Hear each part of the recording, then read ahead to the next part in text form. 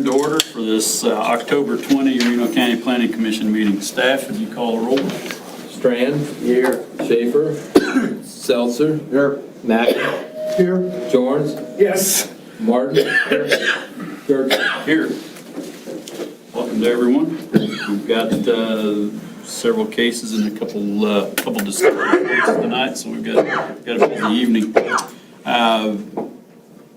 Trust that you've all had a chance to review your packet that you received, and there in the packet were the minutes from the August 18 meeting. We had a month off in between, so hope you reviewed those to see what we can see if for accuracy. The chair will entertain a motion. I would move that we approve the minutes from the prior meeting as written. I second that motion. Moved and seconded. Any discussion? All in favor of approving the minutes from August 18 Reno County Planning Commission meeting, say aye. Aye. Opposed, same sign. Minutes are approved.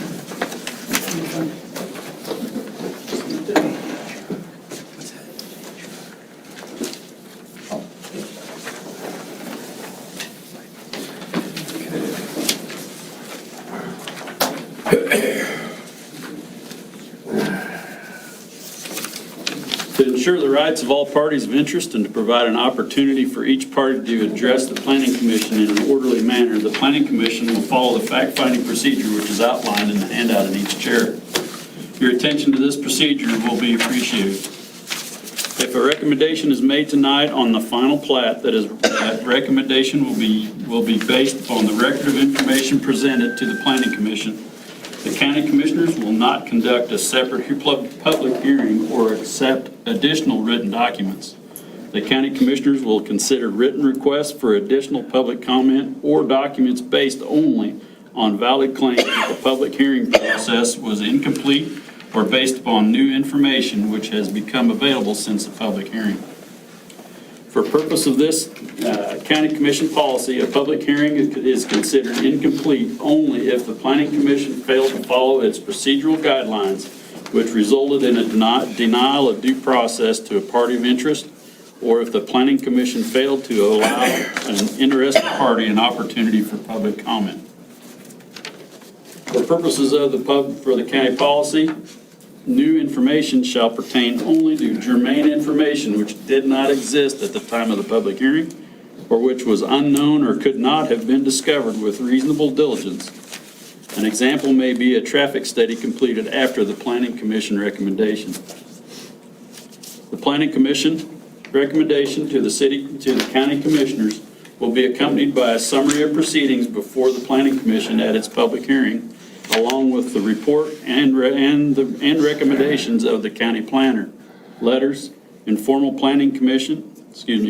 positions, and other information constituting the record of proceedings provided to the Planning Commission before and during the public hearing. If the Planning Commission makes a recommendation after tonight's public hearing, this case will be presented to the County Commissioners at their next available meeting. Contact planning staff or visit the county website for the County Commissioner agenda items. I will now formally open the public hearing regarding case number 2022-05, a final plat subdivision request by Nicholas and Danielle Adams, engineer, MKEC Engineering Incorporated. The Renwick subdivision is a proposed 6-lot residential subdivision located approximately 600 feet east of the intersection of South Wilson Road and East Silver Lake Road. Have any of the Planning Commission members had any outside contacts regarding this case? Nope. Yeah. Do any of the Planning Commission members have a conflict of interest in this case? No. Unfounded. Will the applicant please come to the podium and state your name and address for the record? You have 10 minutes to present the case. Additional time may be allotted to the applicant at the discretion of the chair. Planning Commission members may request clarification at the end of your Across the street from presentation. me, they want to put in storage units. Speak up, please. I left my hearing aids at home. I'm old. Okay, well, I think my voice carries pretty well. So, good evening. It's nice to see you guys again. It has been a couple of months since we were in here last. My name is Tom Forster. I'm here on behalf of Nicholas and Danielle Adams. We were in here 2 months ago with our preliminary plat, as you guys are all well aware, and that was approved. There was a couple minor changes that you guys wanted to see to some of the information that was provided 2 months ago. Those changes were made and submitted, and hopefully you guys have received and had a chance to review those changes. And I think some of those were in regards to maybe moving the road around just a little bit and some different things for the waterways and stuff like that, so that we're staying away from getting into any of those waterways that the Corps of Engineers determined to be not able to be built on and things like that. So they told us we had to be 10% or less of those waterways, so we got it down to, I think, around 4 to 7%. Is all that we're going to impede on those waterways that the Corps of Engineers wanted us to stay away from, so that they were okay with that, and it's going to be beneficial. We really went over all this stuff in pretty good depth in the last meeting. I'm not sure if you guys have any questions or want any other information based on last meeting that maybe you've had a chance to come up with questions or anything. One of the things I think we were waiting on was copies of federal state permits as they become available, or notifications that such permits were not required. Well, so since we were that. Since we were able to get that down to under, it was either 8 or 10% on the water stuff, they're not going to require any kind of permitting or permitting application or anything like that from the Corps of Engineers or the state or the federal government. There's no permitting that we have to do now. There is no permitting? Nope. Okay. That's what I was wondering. And you have had a test well drilled, as I understand?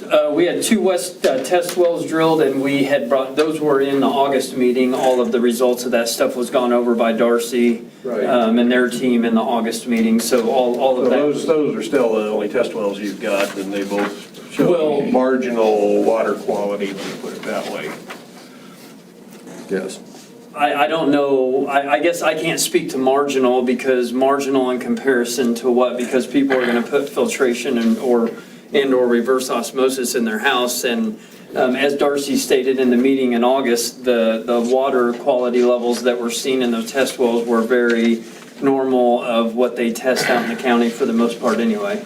There was nothing that, she said there was nothing that her team noticed that was out of the ordinary or of any concern. It was pretty on board and on the level with every test well they do out in the county for the most part. And so a lot of as they were stating in August, her team, a lot of those impurities that they're seeing in the water are impurities that are going to go away through filtration in the home as well anyway. So it wasn't anything that they saw to be a grave concern to anyone's health or detrimental animals or anything like that. So I can't speak to whether or not it's marginal, because that's not my area of study. I just know what Darcy and them had presented at the last Okay. meeting.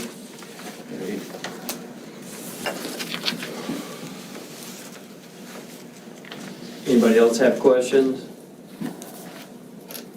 Any other questions from the board? Thank you. Thank you. Okay, there's staff. Good evening, Board. Mark Bonachin, County Planner. This is the second part of the subdivision process here for the final plat here to kind of refresh everybody's memory. The property is currently zoned R1 and consists of approximately 30 acres near the southeast corner of Silver Lake and Willison Road. You can see on the zoning map the 2 properties highlighted by the line is the subject property here. On August 18th, the board did approve of the final plat by a 5-2 vote. And so that permitted the applicant to move forward with the final plat. Here is kind of an aerial view of the property with the two ponds that are right there. That is the subject property. This is a copy of the final plat. You'll notice that it is a lot cleaner than the preliminary plat that you received back in August review. The preliminary plat contains all the contours and all the other features. When you get to the final plat stage, it's just essentially a layout of how the lots will look. And I will point out that there have been no changes from the preliminary plat. Maybe clarify or correct a little bit what Mr. Forster said. With regards to the road, there was an issue, as he said, with the wetlands out there. MKC Engineering actually did relocate that road prior to our public hearing on the preliminary plat. So the road alignment has not changed from the preliminary plat to the final plat. All those changes occurred before we had the hearing in August. So just to make you aware of that, there wasn't any other changes requested by the Planning Commission from preliminary to the final plat. The final drainage plan has been reviewed. Staff did have some questions and stuff that needed to be changed on that, mainly spelling and grammar stuff. All that has been corrected by MKEC and has been submitted to the file here. The road and financing plan has not been completed as of now. I believe the applicant was waiting to see if they actually do have a final plat approval before submitting that. That is not something that this board really needs to be concerned about. The financing end of things will be something that staff and administration really handles on that, and that'll actually be presented to the county commissioners. Your job is really to focus on the subdivision regulations, the layouts of the lots, and compliance with our subdivision regulations.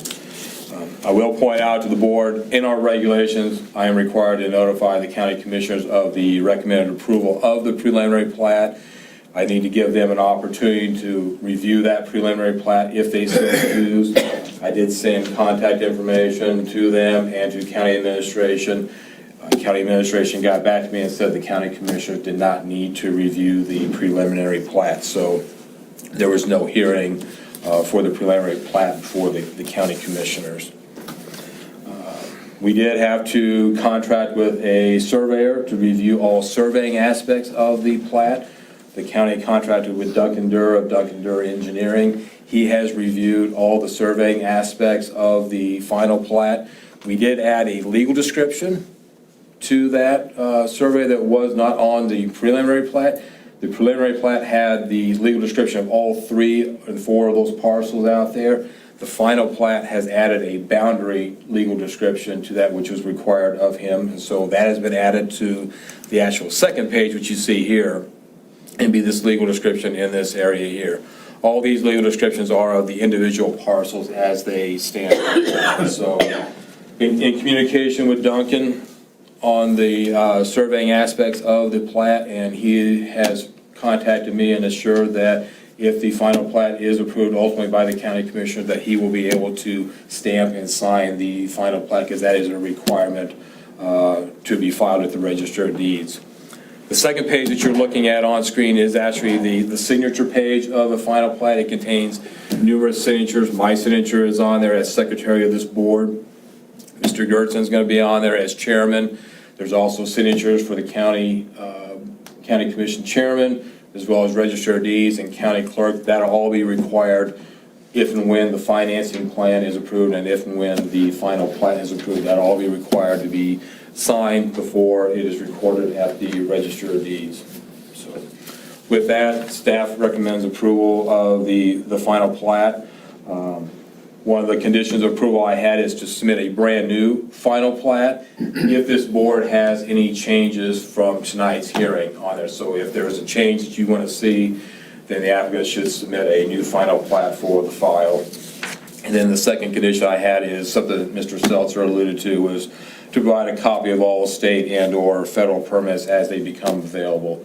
A lot of the permits that they need to eventually acquire, erosion control permits and such, probably will not happen until the plat is actually filed at the Register of Deeds and they have assurances that they have a subdivision to develop. So with that, I'd stand for any questions by the board.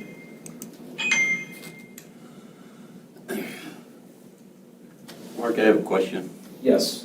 I'm curious about what that collection of properties is on the aerial view is to the northeast of the subject property. Is that considered a subdivision, or You talking about Astoria, like in yellow? You talking about this area up in here? Probably it, yeah. Yes, that was a platted subdivision recorded in the mid-1960s in the county, and so that is actually a subdivision that consists of, I believe, it's 11 one-acre lots. Then, so yeah, it's a platted subdivision with a public road called Astoria Road. Yep.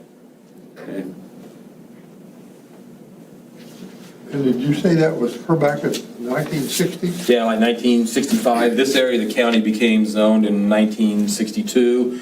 And so at the time, according to past records, we had a Cheney Lake Planning Commission. It was a separate planning commission than the rest of the county. And so the Cheney Lake Planning Commission approved of that plat, and then it had to go through the same process that this plat is going through right now. That was actually before the lake was built. Soon after, I believe the lake was built probably in the early 60s, like 1961, 62, somewhere in there. And so then this was done approximately probably three years later. So this still an active subdivision Yes. where they could go out and construct homes on the 1-acre lots? Yes, they Assuming could. they could meet the sanitation. Assuming that they could meet sanitation requirements and everything and building permit requirements, yeah, each one of those 11 lots are eligible for a permit, yes. It's a recorded document, so yes, they are. And do we know how many of those lots have actually become homes? I don't have an exact count, I can guesstimate, there's probably five or six, something like that. Some of the lots, if you have a close-up shot of that, have been combined and there's nothing on there, or there may be like a storage building or something on there. But yeah, I think there's a potential of 11 home sites out there, provided they can meet all the current regulations. 1-acre lots are pretty small to do sanitation on, but we have a lot of those, especially around the lake, and so they can make it happen. You're not gonna be able to build a big house out there, but it is eligible for permits.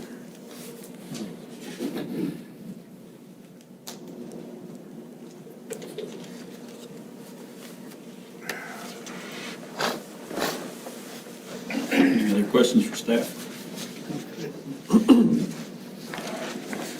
Thank you, Mark. Thank you.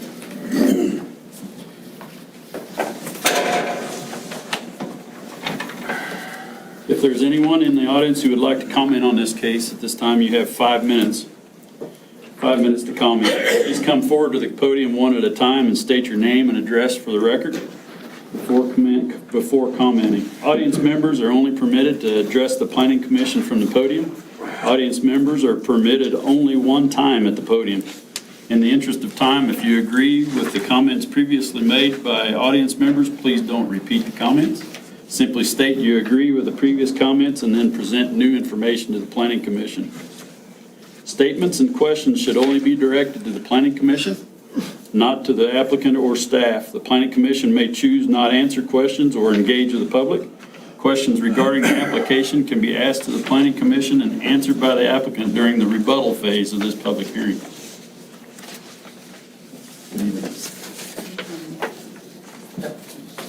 My name's Angela Valentine. I'm sorry, is it possible to get a copy of that?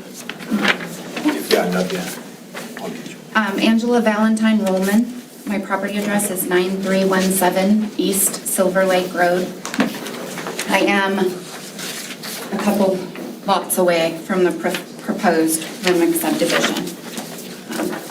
One of the concerns of the proposed subdivision that was addressed at a previous meeting was how the split ponds and marshlands would be addressed and protected. It was indicated that the property owner could create covenants to address these issues. While I am perfectly clear on the fact that it is not the county's responsibility to enforce covenants, I find it highly concerning that this appeared to have been considered an acceptable solution when the property owner is currently thumbing their noses at covenants that are applicable to the property now. Best case scenario, this seems naively optimistic, and worst case, it's willfully ignorant of the fact that those concerns need to be properly addressed. Next, I'd like to discuss how the proposed Renwick subdivision does not meet 5 of the 8 golden factors that this Planning Commission should consider per the Kansas Supreme Court, nor does it line up with the goals of the Reno County Comprehensive Plan. Factor B, whether the location of the proposed use is compatible to other land uses in the surrounding neighborhood. It is not compatible. 93% of the just over 3,000 acres surrounding it are classed agricultural or farm home site use by the Reno County Appraiser. Please see handout number 1. I've gone through and numbered the properties and shown what they're listed by the county appraiser, ag site or, ag or farm home site. 93% of those properties are agricultural or farm use. Whether the proposed conditional use would be in conformance and to further enhance the implementation of the comprehensive plan. It was mentioned in the previous meeting that there is a subdivision, Astoria Heights, just across the road from this proposed subdivision. This subdivision is not a typical subdivision in that it's 9 lots, all of which are owned by 3 families, and 2 of them have livable homes on them. That property, the families that own those properties, it's highly unlikely that those properties will ever be developed. So in reality, there's 2 homes over there that are lived in. So it sounds like, oh, there's already a subdivision there. There is, but there isn't, really. Also, that subdivision was approved and recorded in 1965 and 1966, well before the current Reno County Comprehensive Plan was developed. In fact, on the comprehensive plan on page 54, it says, other residential development patterns within Reno County have been disjointed and very scattered throughout the years and continue to do so. This practice has resulted in an intermingling of residential and agricultural land uses that present the potential for problems discussed earlier in this chapter, referencing page 53, where the comprehensive plan says, the planning principles in the agricultural land use designation is to promote the continuance of agricultural practices in agricultural areas. The conversion of lands to non-agricultural uses, especially in significant concentrations of residential uses, can have a detrimental effect on farming operations and should be discouraged where possible. Also mentioned in the previous meeting was that the proposed subdivision will only make a slight change in that this property would have 6 houses on it versus the max of 3 that was originally intended to have on it. I'd like to point out that 6 homes is a significant concentration on 30 acres. And it's because we are talking about small numbers, so 3 versus 6 doesn't sound huge. It is, it's double. We're talking about doubling the homes on this property that were intended. Factor D, whether the proposed use is made necessary or desirable because of changing conditions in the affected area. Their current landowners in the immediate area are opposed to and do not desire to see the proposal approved.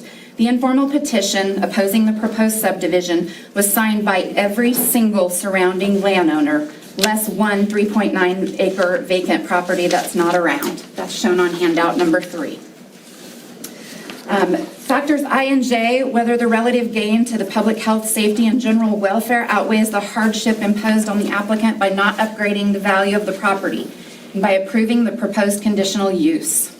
And whether the proposed conditional use, if it complies with all conditions upon which approval is made contingent, will not adversely affect the property in the affected area.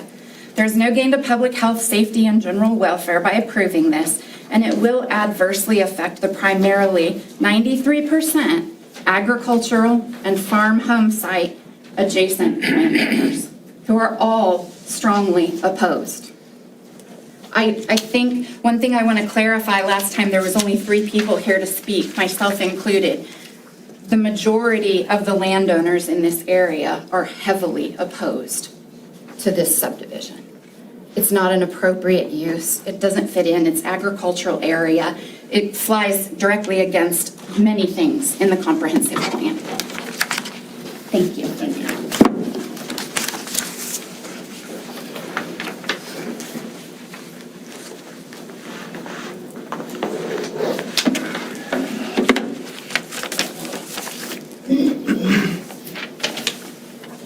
Just 1 page for everybody. What's that? 1 page for everybody.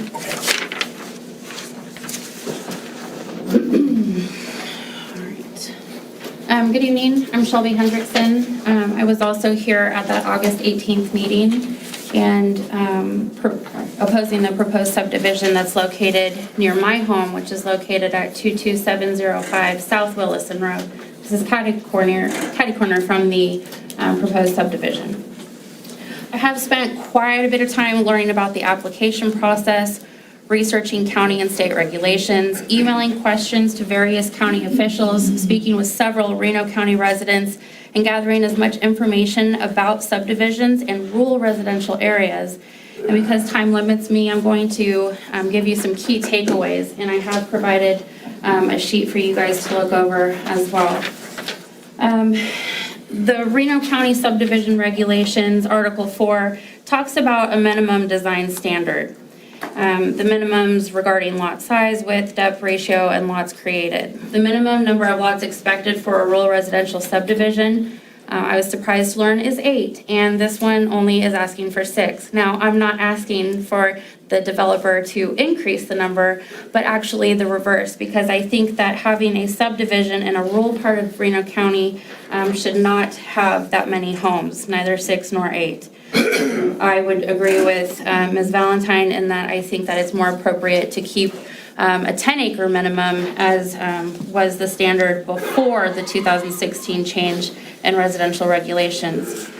The other thing that I would like to point out is several key points from the comprehensive plan. Page 3 talks about that growth is encouraged near small cities within areas of urban influence.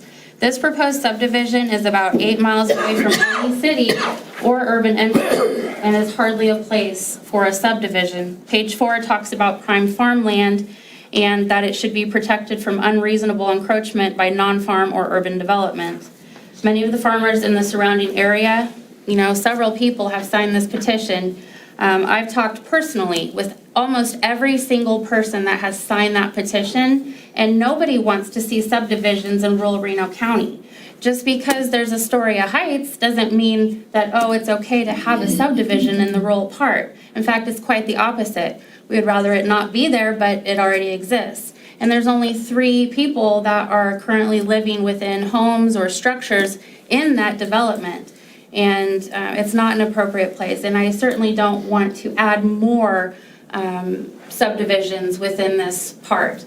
If this was to be approved, this is just opening a can of worms for any subdivision to go into the rural parts of Reno County. People who purchase property in the rural part of Reno County do so because they want to have space. They want to have peace and quiet. They don't want to live in a suburban area. I do not choose to live, 30 minutes from my job where I commute every single day because I want to, I don't want to have neighbors. If I did, I would live in an area that was more appropriate, like a city. Page 23 discusses residential land and the capacity of the county to serve growth. The impact of rural residential development, in my opinion, still needs to be looked at. And I think that there needs to be some more research done on the effects of having subdivisions in rural communities. I don't think that's been adequately addressed by the county. It talks about a house here and there and how it can cause a burden to the environment or local services, sewage and disposal, water quality problems, conflicts between farm operators and newcomers. Certainly, I think we need to look at more of how the infrastructure is going to be impacted. Page 25 talks about that property and future developments are encouraged to be located on lands that are less productive. And as Ms. Valentine stated, 93% of it is agricultural. I feel that it would be a disservice to the public to have anything more than that. The other thing regarding infrastructure and public facilities is that I felt that people were pretty dismissive of the strain that 6 homes may cause. However, I think the comprehensive plan talks about the strain that it would have on the sheriff's office and law enforcement agencies if there is growth in rural areas. So I think that should be considered as well. Lastly, because time is getting away from me, I would like you to think about the item on page 55. And the role of Reno County is one of seeking opportunities to assure that new developments occur to the benefit of all affected property owners. Certainly, the proposed development was alleged to have met the regulations and requirements from the last meeting, but I have found that there are in fact several issues that have not been addressed, pointed out, fixed, or studied long enough to make an informed decision, let alone a vote, to allow the recommendation of the proposed subdivision. So I respectfully ask every single one of you, and particularly two of the committee members here tonight who also helped develop the comprehensive plan, please reflect on that comprehensive plan and remember all of these important points, and please vote no and reject this proposed subdivision. Thank you.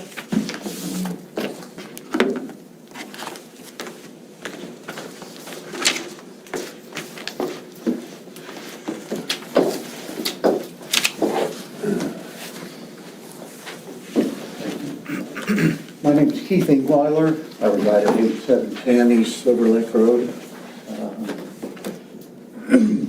approximately 1,000 feet from the proposed subdivision. Having not attended any of the previous meetings, I can't speak to situations there. I do know about the Ost Road situation, and that's one owner owns primarily 80% of that. The other two are their own entities. They certainly don't want any other building around there. There was an agreement between all of them at the time. Another was the lake was started in '64 and completed in '67.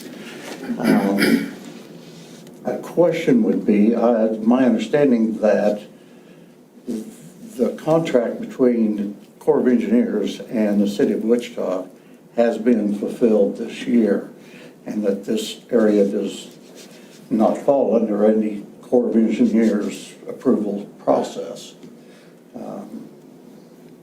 So the direct runoff of this does go straight to Cheney Lake. So I think I would ask for you to look into that a little further.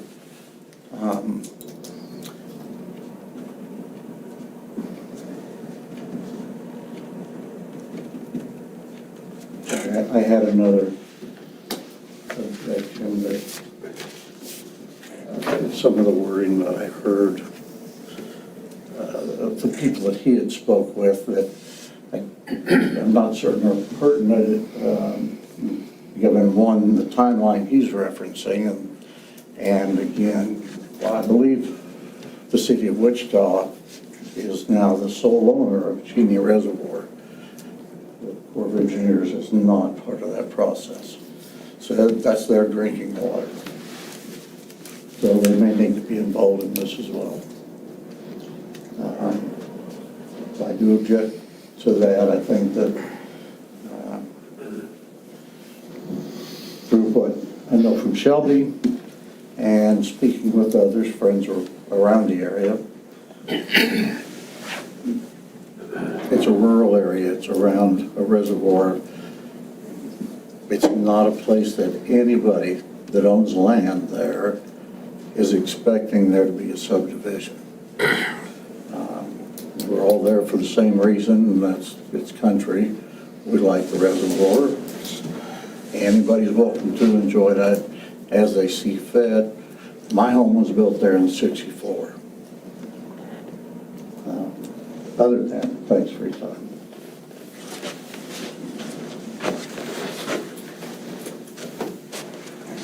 Well, if I may, I did think of the other.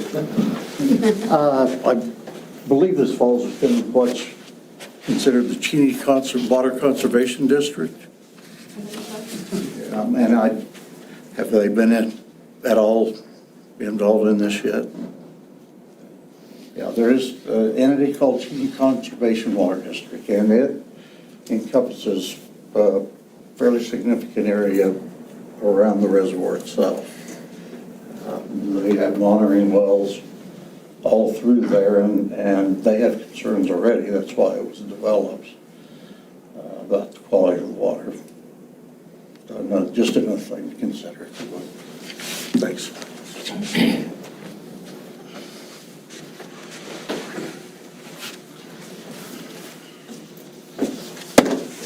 My name's Tim Howard. I live at 8814 Cedar View Drive. I'm a mile and a half north of this project's being put in. I'm here for a whole different other matter. I know I can't address these people, but I'm just taken back that I drive by this location twice to 4 times a day since 1989 when I bought my dream home at the lake. When I bought my dream home at the lake, we couldn't drink the water at Cheney Lake. I'm just going to kind of clue you guys in. I'm stepping in for these people. The nitrogen levels were so high from all the little creeks, such as the one that runs through this, that runs into feeds the lake, that the lake blew up. We had algae blooms. It was a nightmare. You could not drink the water. They've got it under control. The government stepped in. It became the Cheney Lake watershed. It goes clear out to God only knows where. Mark can tell you it goes for miles because all these little streams feed Cheney Lake and whatnot. But what dumbfounds me is the matter that I'm here for, that these people need to know about. They're upset that somebody's going to build a home on these properties 300 feet from my front window that I cherish my views, and I brought pictures of my views when I bought that home at the lake for, why we moved to Cheney Lake, why we went out there and homesteaded that lake. You guys want to turn it into commercial. That's what I'm here for. They want to put storage units and God only knows what on 50 yards. I don't think they know that on 52 acres. I'll make my comments later, but here's what's going on at our lake. You know, we all moved out there to get away from the city and the city's problems, and it's crawled right up our butts. I do want you to know I'm 200 feet from Christmas Tree Cove. I moved in there in 1989. My well is 65 foot deep. When I go home tonight, I have to go over to the state park to take a shower because I got a trickle coming out. My well's dry. That lake is 400 feet out from the shoreline because all these little streams that go through here and whatnot are not feeding our lake. I don't know what I'm going to do. This is the second time this has happened. Of course, this is the way I heard you guys talk about the drought. We've got a mess. And I'm at 65 feet. And I've got, when I turn on my well, I've got a trickle coming out. I can't take a shower. I have to bring in water just to wash my clothes. I'm 200 feet from Christmas Tree Cove. Thank you.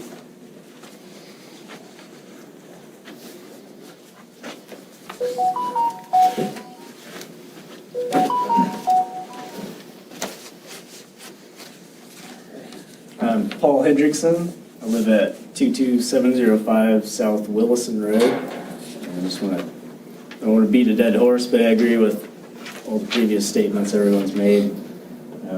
We also had water issues and a lack of flow in our well, so we had to drill a deeper one this past year. So far it's working, but no guarantees. I grew up in the country, rural western Kansas. That's why I bought this property. I wanted to raise my family in a rural setting. I strongly believe that subdivisions belong near a urban area. Doesn't make much sense to me to consider putting one out there, no matter what they've done in the past.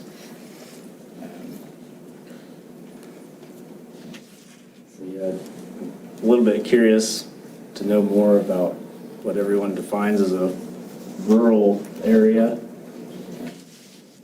Houses 300 feet apart doesn't seem very rural, and I'm used to thinking of them in miles or fractions of a mile apart.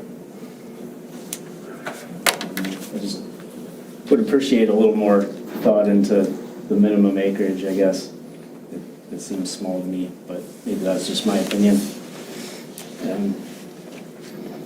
Then maybe it's not necessarily for this board, but I'd like you guys to consider it. More of a notification on topics and things such as this subdivision. I know we meet the state minimum, which is one publication, but we don't subscribe to the newspaper and have no way of knowing otherwise. A lot of agencies use social media or a county website or stuff like that. That'd be great if we could do a little more there than just the minimum. That's all I have. Thank you.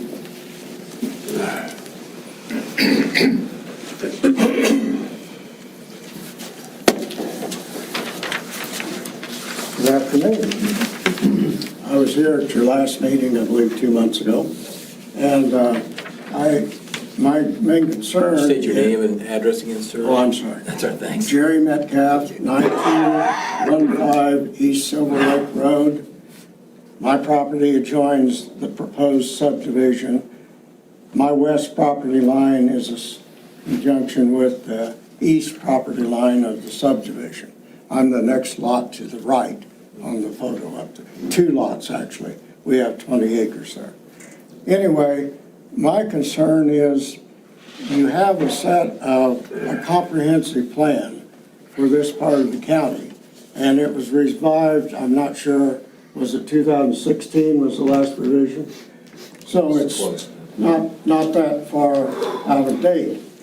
And in the comprehensive plan, such as on page 51, I think it's applicably stated that there are examples of where implementation of proper land use planning could have benefited the landowners of today by limiting the impacts of decisions that are both based solely on the desires of an individual without regard to the effects on neighboring landowners.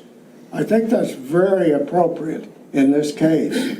And on page 54 of the plan, it states that proposal of housing at a density higher than single family are not considered suitable for the rural areas and should be strongly encouraged to locate within the incorporated cities.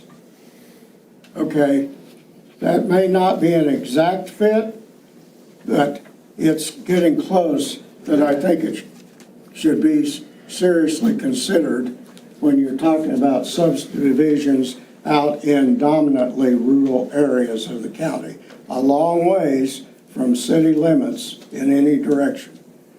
And then the other thing is, let's see here. Okay, it states for the purpose of enhancing and protecting the value, attractiveness, and desirability of for described real property. And that's in the covenants that we all that have bought lots joining this, and I assume Mr. Adams agreed to when he bought these 2 properties, that the covenants exist, and that statement is in those covenants. The big concern for this property, as I pointed out, is flooding. The fact that Lot 10 in particular has a very low gradient, so all that water coming off from the northeast, the straight north, there's a waterway, grassed waterway, directly across north from the property that goes under Silver Lake Road. To the northeast, it comes through a concrete bridge that goes back the watershed as far as 2 miles to the northeast.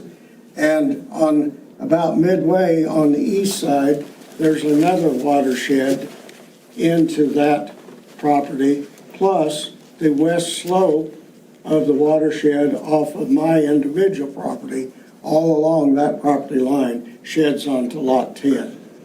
So my concern is, why have the covenants, or not covenants, excuse me, the comprehensive plan for this part of the county, and what's stated in there, it just seems to be ignored.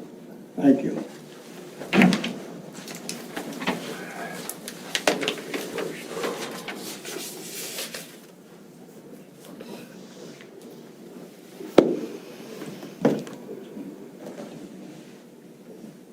Anyone else would like to make a comment? Time for me to get up and Hang on just a second. Yep, I just wanted to ask. I didn't know if it was an hour away. In due time. Seeing that there's no other public comment, You ready? You need me to state my name again? Please. You have 2 minutes. Okay. Once again, my name is Tom Forster. I would just like to address a couple of things, not necessarily directly towards what was said up here, but just, I guess, food for thought for you guys regarding some of the county ordinances. Our wish, obviously, is for you guys to pass this final plat so that we can move forward with these 6 lots. However, I would like to point out that the county ordinances do allow, if this is not passed, two land splits per lot that he has out there. So there's, he has the ability to still split these individually with drives coming off of Silver Lake Road. So he could still split it off and sell sections of his 30 acres. And then they would just require that many more drives off of Silver Lake Road versus this one cul-de-sac road and all of the lots having their drives off of that cul-de-sac road rather than that main thoroughfare running through there. So I just wanted that to be a little bit of food for thought.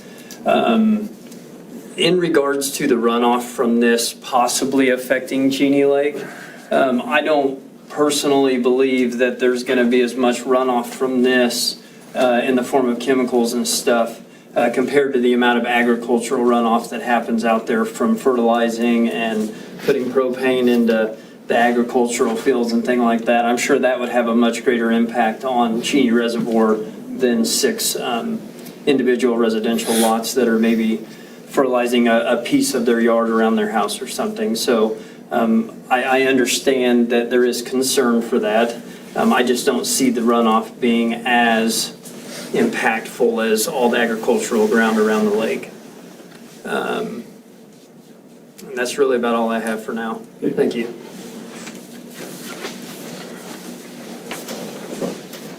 Does staff wish to rebut? Yes, Mr. Chairman, I'll have a few comments.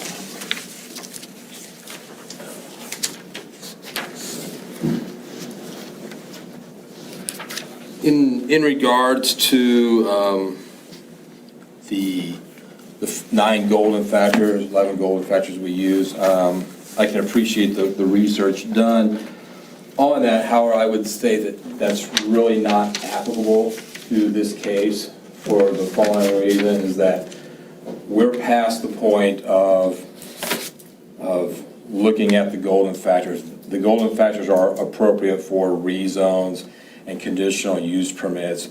They're not applicable really to a subdivision case. At the time, you would look at the golden factors would be when we are looking at, say, rezoning the property. Say if we're going to rezone the property from agricultural to a residential subdivision. The same holds true with all of the discussion on the comprehensive plan, and I appreciate, again, like all the research done and all the points made, I can tell you, are extremely valid with everything they said, except for the fact that we're beyond that point.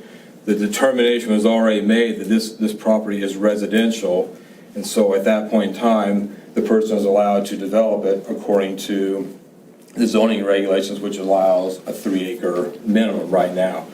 The time to look at the comprehensive plan and decide, is a rural residential subdivision appropriate in this area? Should it be developed, closer to the city? All the points that were made are very valid. If we were looking at a rezone from the agricultural district to the R1 residential district, or if we were looking at an R1 zoning and trying to rezone it to R2, R3 to make it more dense, all that would be very valid, and you would have the challenge at hand to decide, is it really appropriate to do that?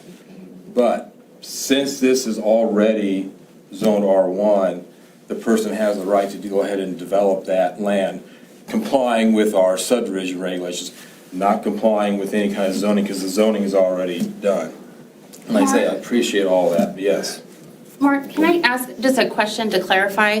Was Sure. it zoned residential by default when the regulations changed in 2016? Or was it already zoned residential prior to that regulation change? It was zoned residential when we changed the regulations So by in default. 2016, by default. Okay. Because of the Thank you. fact that, again, like we discussed in the preliminary plat, when we set the minimum standards for our zoning district, we went from a 10 acre, this 8-lot subdivision right here, these 8 lots here that are zoned residential, they were at one time zoned ag, and it's a residential subdivision because we had a minimum 10 acres in the agricultural district. So somebody with 80 acres, such as right here, decided that they were just going to split every single one of those into 10-acre lots. No review whatsoever by the planning commission or by staff. It was just file the deeds, split off 10 acres, okay? Then, 2016, we decided that we want the agricultural district to be 40-acre minimum instead of 10-acre minimum. So now, if somebody wanted to take the 80 acres, say, to the east, or this other 80 acres to the south, and develop it into a residential subdivision, whole different story. Now they have to rezone the property. Now we're going to look at the comprehensive plan. Is it really appropriate to put a residential subdivision, on this agricultural land? All of this comes into play. But because of the fact in 2016, when we decided that set a 40-acre minimum for the ag, the R1 zoning district was going to be a minimum of 3 acres up to 39.99 acres. Now the person has the right to take 3 of those 10-acre lots that he purchased and re-subdivide it, if you will. I mean, this should be a subdivision right now, and we should be considering a replat. But the person that originally owned that did not follow any kind of subdivision regulations and went ahead and split off all of those. You're dealing with 8 lots. It's a residential subdivision right now. So I just want to kind of make that point to the board. Everything presented to you is great research, and it's very valid, but in my opinion, it's beyond where we're at right now. Fortunately or unfortunately, however you want to look at that. The last thing that I would add for the board is I'd be remiss if not saying that I emailed it to you, and it's on your desk, but Ms. Henderson did submit a petition, against this subdivision. I just want to enter that into the record and acknowledge that at the public hearing. So with that, I'll conclude my comments unless the board has questions for me. Mark, since we're working on final plat tonight, since we did preliminary plat, some of the, I too want to recognize that there's been a lot of homework done, a lot of research done. I understand what that takes, because not long ago we had a case that affected the southeast part of the county that we had to do a lot of research on, so I understand what kind of time and dedication it takes. But I want to know, well, I guess my question is are we, since the preliminary plat is already approved,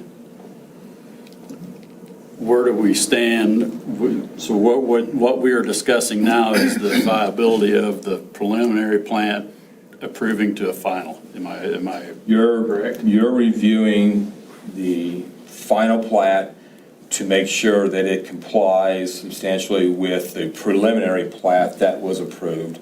And you're reviewing the final plat to ensure that it complies with the subdivision regulations. And that's it.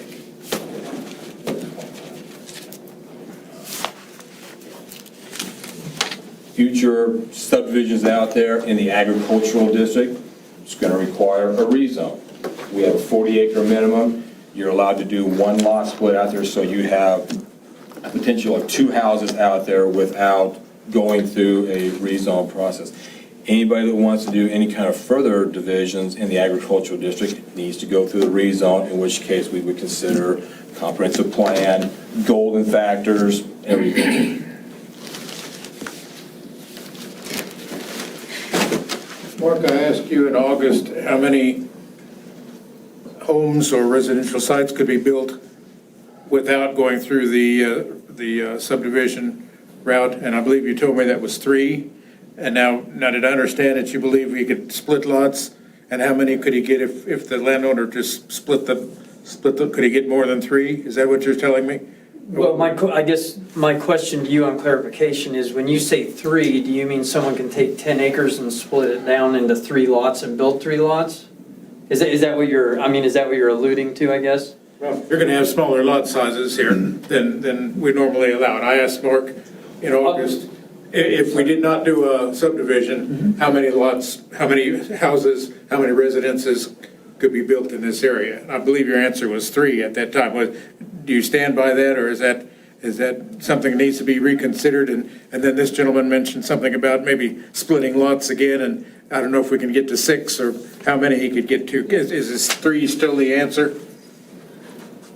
Yes, I'll expand on that a little bit. So what you're looking at on the screen is one 20-acre parcel and one 10-acre parcel. Each one of those parcels is eligible for a home, so you could have 2 homes. Now, the 20-acre parcel is actually 2 separate deeds that he could go back and re-split out and have you could have 3 10-acres lots, okay? So then you could have 3 home sites.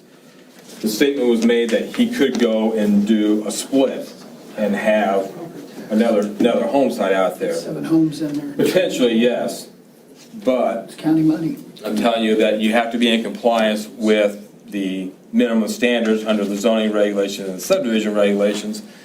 If he tried to split off a 3-acre parcel on one of those 10 acres, I can tell you that he would not be able to do that split because of the fact that the other parcel would not meet our current minimum road frontage of 165 feet. And I say that because the gentleman that owns the last 10-acre parcel toward the east inquired about doing that, splitting that parcel off to be able to build another home site on here. And I did my own calculations on the parcel and looked, and in order to comply with the subdivision and zoning regulations of 165 feet, he would not be able to split that. So the answer to your question is he could have 3 home sites on those 10 acres. Those 10-acre lots are too long and too skinny to be able to split it off again and do that. So the answer is still 3, just by right, Yeah. as opposed to 6 by subdividing, or Yes, yeah. by generating a subdivision here, we do 6. Now we're kind of going back to the zoning regulations again. Right. Minimum 165 feet of frontage, no more than a 3-to-1 lot width to lot depth ratio, and a minimum of 3 acres. If you go there and you calculate out a 3-acre parcel within that 10-acre parcel, the other remaining 7 acres, if you will not comply with the standards that I just listed. So the answer would be 3 homes. Thank you. Thank you. Russ, I have a couple of questions for staff. Mark, when you advised us months ago that, get prepared, we're going to be reviewing a subdivision. And at that point in time, I became aware of the fact that there was a separate book for something. I couldn't find my copy. You give me another one. And then you advised me that the last time we did a subdivision was out in kind of the northeast of Hutchinson. I don't remember the name of that subdivision out there. But that was what, 20 years ago or? No, I think it was probably 10. Oh, 10 or 12 years ago. Yeah, about 2012, I The believe. question is, did that require rezoning for? It did.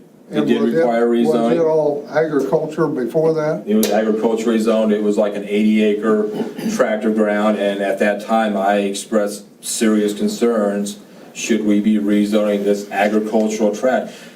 Now, when I say agricultural, it wasn't cropland.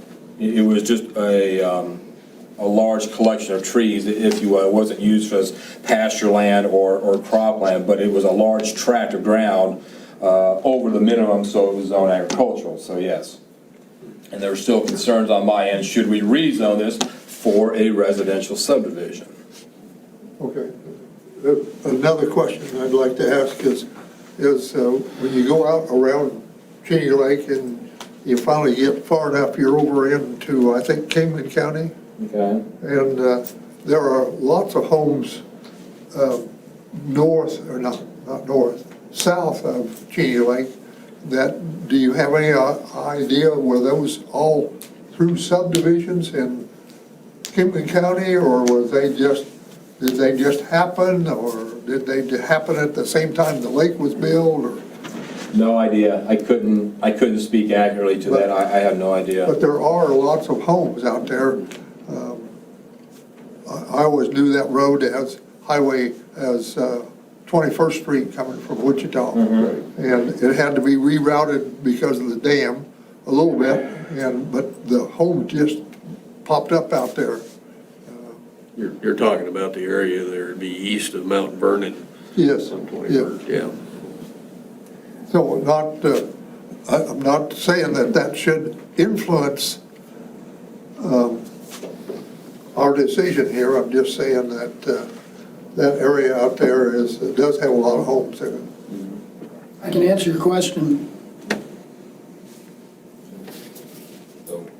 I've lived out there 40 years. I know that lake. You know, I can tell you Rusty X family farm is right there by the dam. Bureau of Reclamation took it. That's where the Eck fortune came from. And Father Eck went to St. Joe, and the other Father Eck went to St. Mary's, and Rusty Eck took fortune.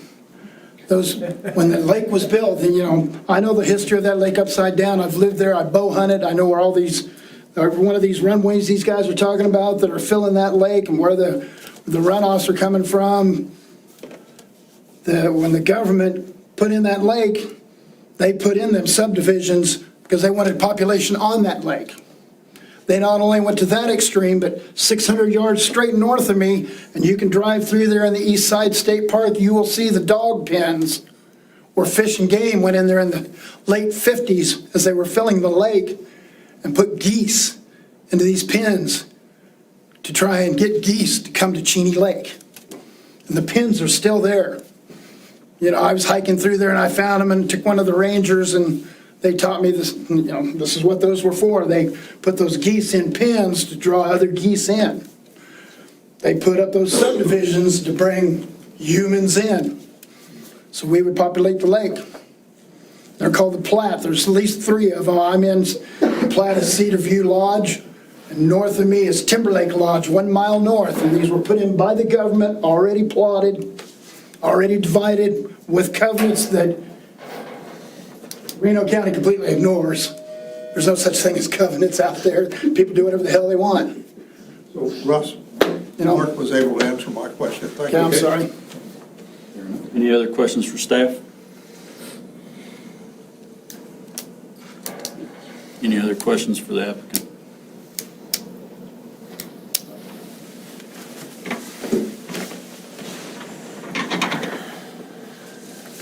Public hearing is now closed. Acceptance or denial of the final plat shall be based off of compliance with the current zoning and subdivision regulations. This is the time the Planning Commission can discuss this case and ask procedural questions of staff only.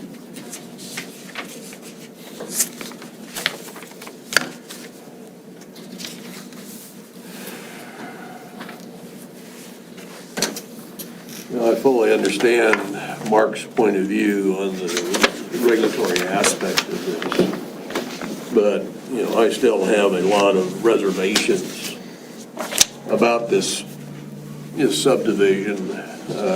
You know, I've driven by that piece of ground, and it's a pretty low piece of ground.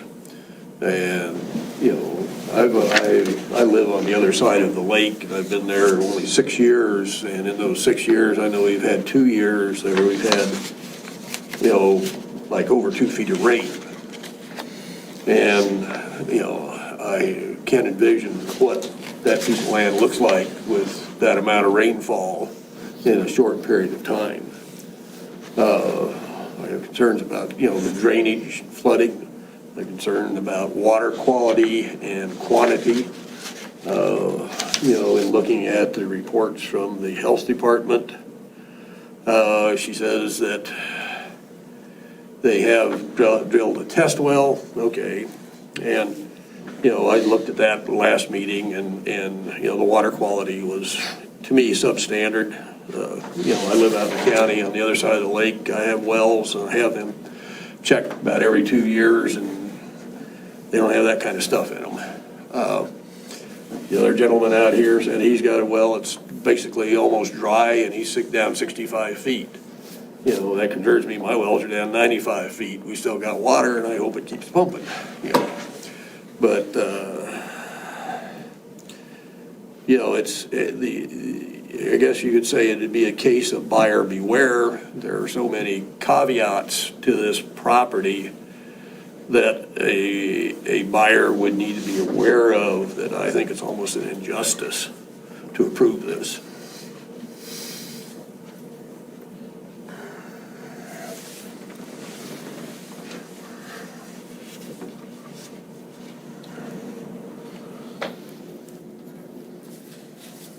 Any other discussion?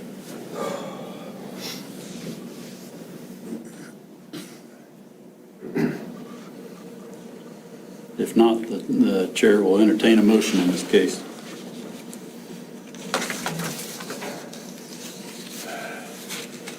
I'll make a motion, the case number 2022-05, the request by Nicholas and Danielle Adams requesting approval for the final plat of Renwick subdivision, a residential subdivision consisting of 6 lots, zone R1 residential district, be denied.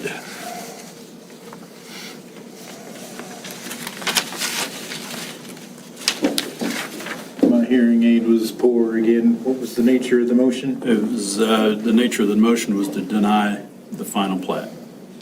Second. It's been moved and seconded. Staff call the roll. Strand? I need to clarify a yes or no vote. I think I want to vote no. A yes vote will affirm the motion to deny the plat. A no vote will mean that you don't agree with the motion to deny. No. Seltzer? Yes. Macklin? No. Jorns? Yes. Martin? No. Gertson? No. Motion failed.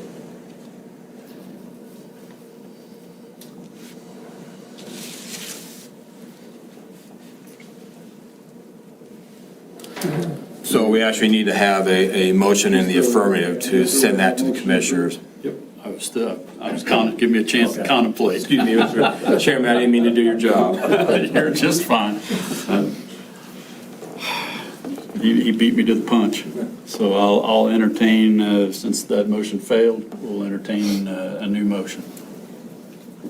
Mr. Chairman, I move that case number 2022-05, the request by Nicholas and Danielle Adams requesting approval of the final plat for the Renwick subdivision, a residential subdivision consisting of 6 lots zoned R1, rural residential district, be approved with the 2 conditions that are listed in the staff report and discussed at this public hearing. I'll second the motion. Been moved and seconded. Is there any discussion? Staff call the roll. Strand? Yes. Seltzer? No. Macklin? Yes. Jorns? No. Martin? Yes. And Gertson. Yes.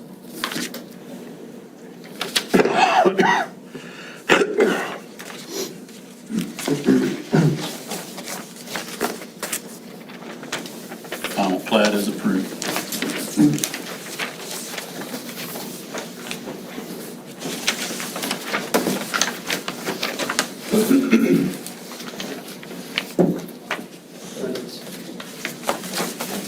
Thank you very much for your time this evening.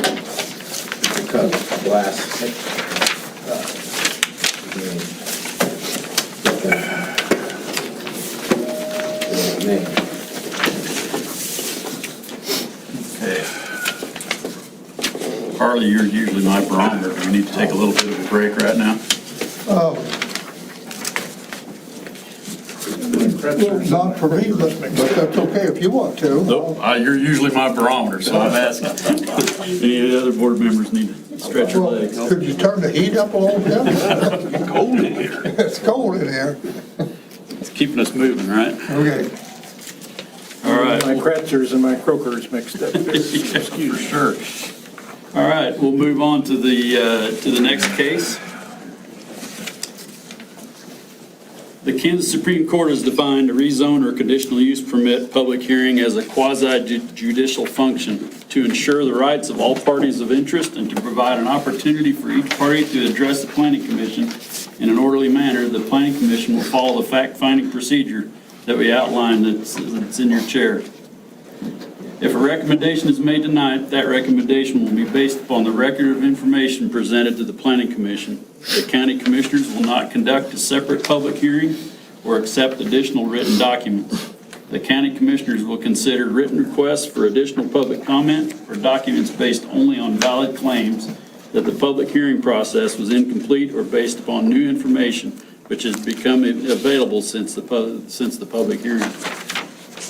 For the purpose of this county commission policy, a public hearing is considered incomplete only if the planning commission failed to follow its procedural guidelines, which resulted in a denial of due process to a party of interest, or if the planning commission failed to allow an interested party an opportunity for public comment. For purposes of the county commission policy, new information shall pertain only to germane information which did not exist at the time of the public hearing or which was unknown or could not have been discovered with reasonable diligence. An example may be a traffic study completed after the planning commission recommendation. The planning commission recommendation to the county commissioners will be accompanied by a summary of proceedings before the planning commission at its public hearing, along with the report and recommendations of the county planner, letters, informal petitions, and other information constituting the record of proceedings provided to the planning commission before and during the public hearing. If the planning commission makes a recommendation after tonight's public hearing, this case will be presented to the county commissioners at their next available meeting after the protest period expires. Contact planning staff or visit the website for the county commissioner agenda items. Any party who wishes to require the county commissioners decide this case by a supermajority vote may file a protest petition pursuant to KSA 12-757 at the office of the Reno County Clerk, 125 West 1st Avenue, Hutchinson, Kansas, within 14 days following the decision by the Planning Commission. This form is on the Reno County website, Planning Department webpage. I'll now formally open the public hearing regarding case number 2022-07. A request by Wayne Kretzer, applicant John Levitt, for a conditional use permit to establish an indoor RV storage facility along with a related office building on land zone agricultural district. The property is located at the northeast corner of South Willison Road and East Boundary Road at 25118 South Willison Road. Have any planning commission members had any outside contacts regarding this case? No. Do any planning commissioners have any conflict of interest in this case? No. Will the applicant please step forward to the podium, state your name and address for the record. You have 10 minutes to present your case. Additional time may be allotted to the applicant at the discretion of the chair. Planning commission members may also request clarification at the end of your presentation. Hello, my name is John Levitt, and my address is 2703 Malloy, Hutchinson, Kansas. My other address is 8815 Boundary Road, Mount Hope, Kansas. I thank you for your time today. I applied for a special use permit for RV and boat storage at 25118 South Willison Road. The proposed storage building would be 250 feet east of Willison Road and 500 feet north of Boundary Road, the nearest property line being 150 feet away. The proposed office building would set 125 feet east of Willison Road and 75 foot from the nearest property line. This location, I believe, is far enough back that it will not interfere with the line of sight on the curved section of road. I also intend to leave as many of the current trees around the building area as possible for screening purposes and possibly add more if deemed necessary in the future. The storage building would be for inside storage only, no outside. It will have security cameras and gates. The gate will be set back 100 foot off Willison Road, so Class A motorhomes and large fifth wheels have adequate space to pull off the road before stopping as not to impede traffic. Storage is one thing many lakegoers lack, and by providing this service, it makes going to the lake much easier for many folks. I myself am an active part of the Cheney Lake community, and it is my belief that the more families that can come out and enjoy the lake, the better it is for everyone. Thank you for your consideration in this manner.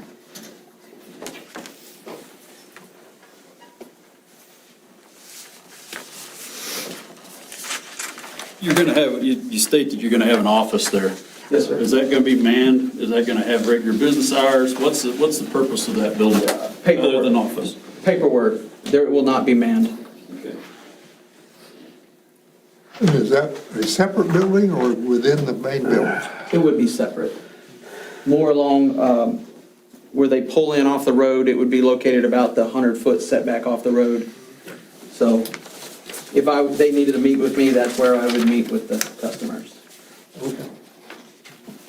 Somewhere I read there's an existing structure of some kind, and that it maybe doesn't meet some sort of location, wasn't permitted. Do you have any plans for that? Yes, that will be removed from the property. It was there when we bought it.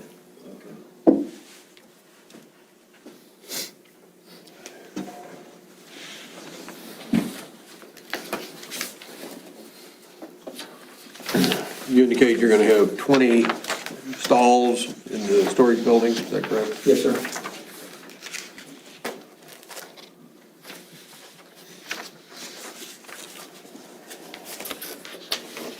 Are there any other questions for the applicant? I have one. We have anything in your contractual agreement with your renters about not living in those units?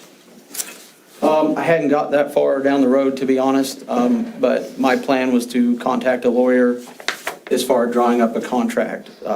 So I would get everything in there that was necessary. Would that be something you would like to see in there? Well, personally, yes, it would be. I just was curious, and I'm not expecting that anybody would do that, but it seems like it could be a possibility. Okay. How do you intend to enforce that? Well, if it's not a contractual agreement, kind of questionable. I would like to add to the record, there is a current storage building at the corner of Boundary and Willison, roughly 600 feet from where my proposed building would be. And it was zoned special use, I think last year, for the addition to the building. And it has caused no issues, no theft, no traffic flow problems, anything like that.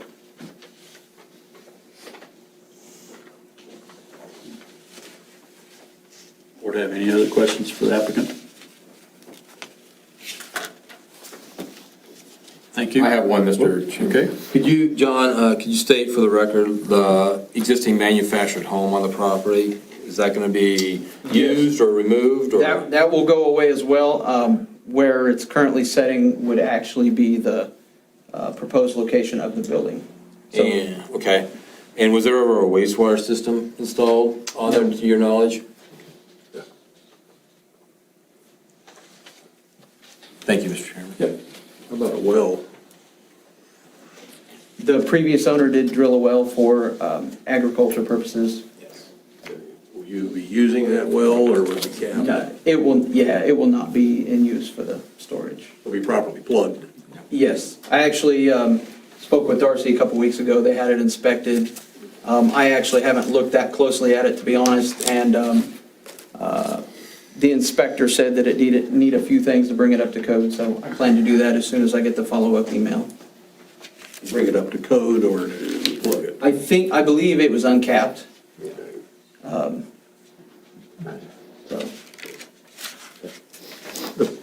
building will be completely enclosed, it's not a Correct. storage. Yes, no outside storage. But I mean, overhead doors, Yes, sir. yeah. It's not an open front. It's not, yeah. No, fully enclosed.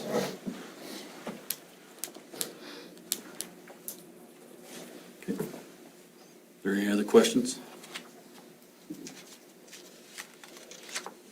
Thank you. This time we'll hear the staff report.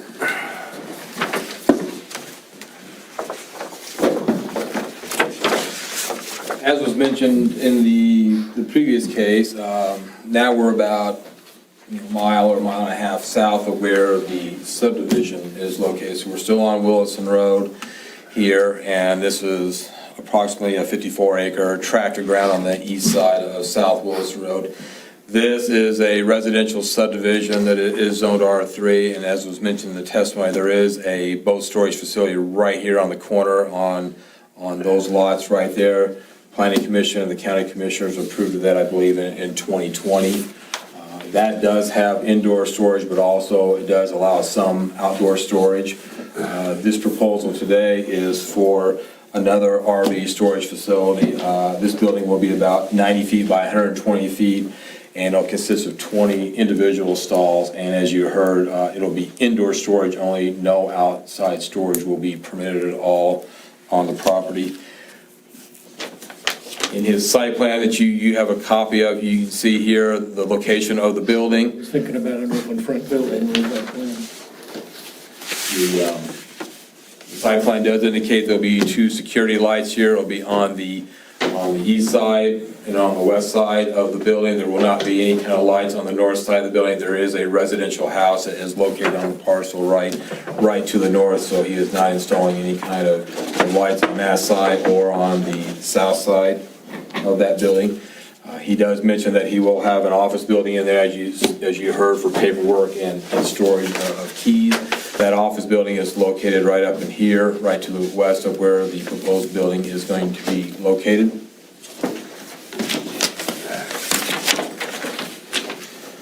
Customers are going to be entering in off of Wilson Road here, and they will come into the facility, and then when they exit, they're going to be exiting one way down, and they'll be exiting out onto Boundary Road down in here, so there will not be any exiting of vehicles up on Wilson Road. They're going to come down here, past the curve, and exit once they leave the facility, either with their RV or without. There's not two-way traffic up here, as you can see by the arrows.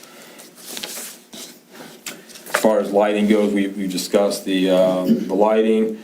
He did talk about the gates that he is proposing to have. The gate is going to be set far enough off the road so an RV or somebody pulling a boat that's extremely large will not be overhanging on the road, causing an issue of traffic coming. And so they'll be able to pull completely off of the road, be able to punch in the key for the gate and be able to enter the facility. Next part of my report does talk about the factors that you must consider in reviewing this proposal here. I've provided a lengthy write-up on a lot of that. I won't get into all of the factors here, but I'd be happy to discuss that with the board if they would want. But I'll kind of talk a little bit about signing, landscaping, and the paving. Our regulations do require that the driveway into the facility be paved, and that's because of the fact that we have a paved road right adjacent to that, so the regulations do say that. However, Mr. Lovett has requested that a waiver be issued from that requirement. As you know, people have requested waivers a lot from the board on this requirement, and most, if not all, have been granted. The regulations also require that 2 loading spaces be installed. This type of facility does not necessarily require a loading space, so again, Mr. Lovett has requested a waiver from that regulation, as well. There are no minimum parking stall requirements. Mr. Lovett is going to be providing about 3 parking spaces up here for the building. That'll be for his vehicle and for 1 or 2 customers that come in to rent a stall from him. And so there is parking available for customers here that won't interfere with people coming in to get their RV or their boat. As far as landscaping goes, our regulations do not require anybody to install any landscaping. However, it is always encouraged when you do development. As you can see on his site plan, he does plan to install some bushes along the perimeter to kind of help ease the viewing of that building. We don't have specific requirements on what the type of bush is or anything like that, but he does indicate that he will be doing that. Those bushes will be located out of the county road right-of-way. You as a board can certainly mandate additional landscaping. You heard Mr. Logan talk about he can do that to help further shield the building from public view. It is certainly within the board's prerogative to be able to insist that he add further landscaping. However, I will show you some pictures that there are some trees out there. No doubt that some will probably be removed for construction of the building, but wanted to let the board know that you do have that right to be able to mandate additional landscaping be installed for this development, should you choose to approve it. Again, I do discuss all the factors in there. I don't think I need to discuss them unless the board has a specific question on what I have written to you. But staff did recommend approval of the request based off of the 10 factors that you see listed in the report. I did add 8 conditions of approval. And for the record, those 8 conditions would be to approve as per the site plan that is dated August 26, 2022, which is what you see on the screen here. Outside lighting shall be shielded and directed on the site and not go beyond the property boundaries. No general public sales are permitted from the storage facility. No business activities other than specified in the plan of operation may be conducted from the storage facility. The sale of items within the specific storage units by the owner due to non-compliance with the lease agreement is a permitted activity on the property. So essentially, what I'm trying to explain here is that you can't run a permanent garage sale on the property. You can't sell vehicles on the property or anything like that unless the vehicle is part of the lease agreement.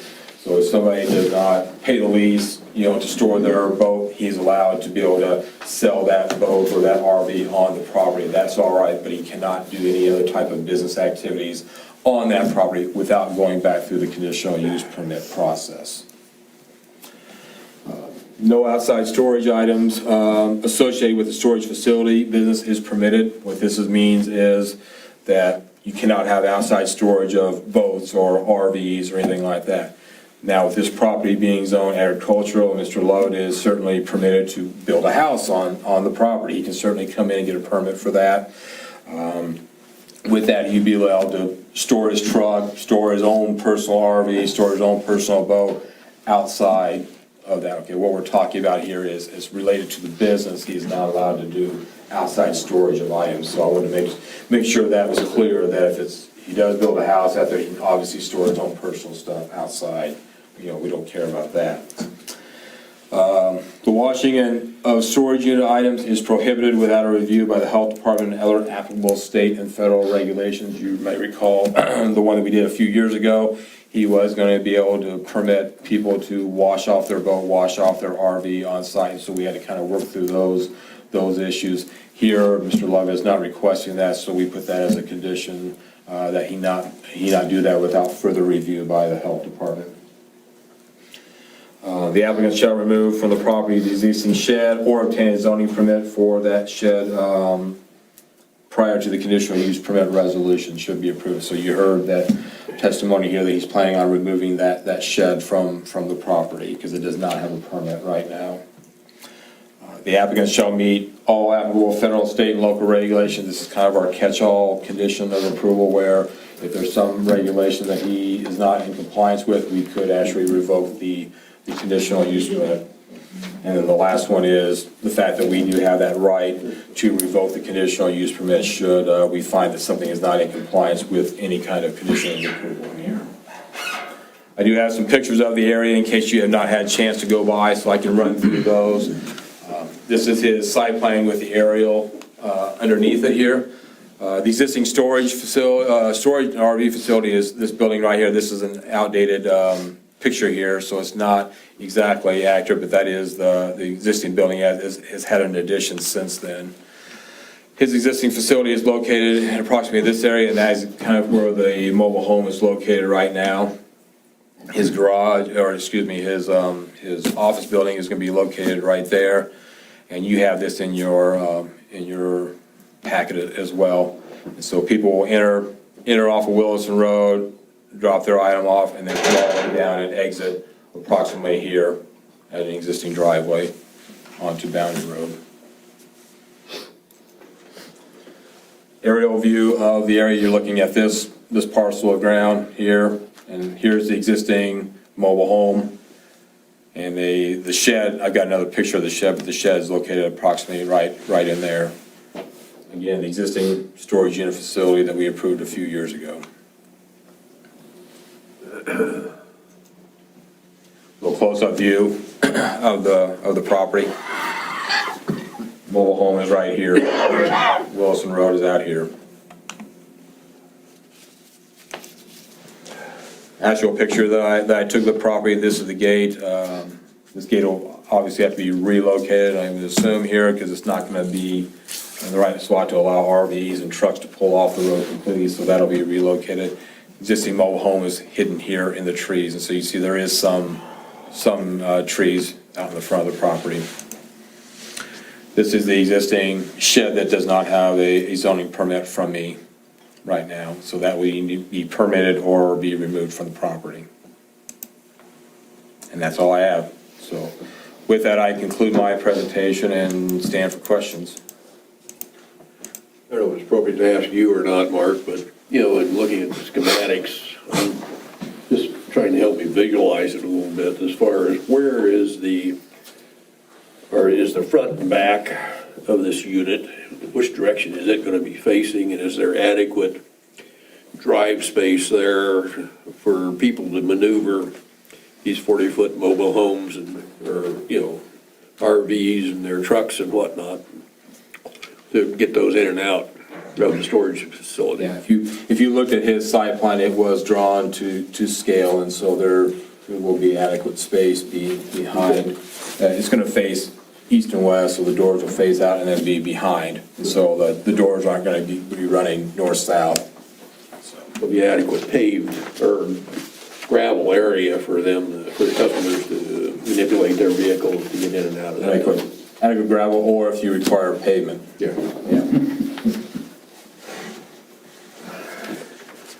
I've got a question for Don. These are both paved roads, so I'm assuming county maintenance.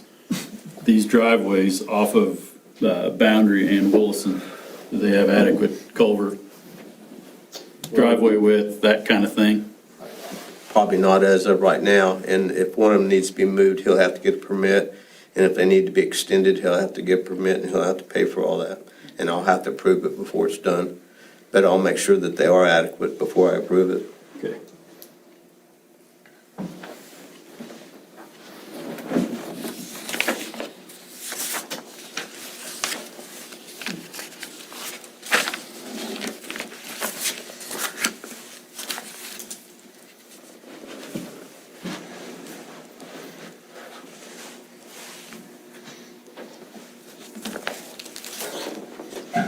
I might add to the board that since we did notify the entire property, the entire 54 acres, you would have the ability to mandate that the storage facility be relocated elsewhere on the property. If you would want to, that would be within your realm discussion. If you like the location as it is, that's fine. If you think it should be somewhere else on the property, you would have that ability. It'd be different if we only notified just that area where it's going to be located, but since we did notify the whole property, you would have the ability to relocate that should you choose to do that. If you do decide to do that, then I would request that the board, mandate that a new site plan be submitted with that.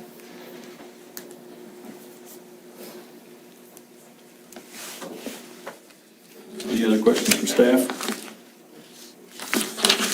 Since this is zoned ag, right?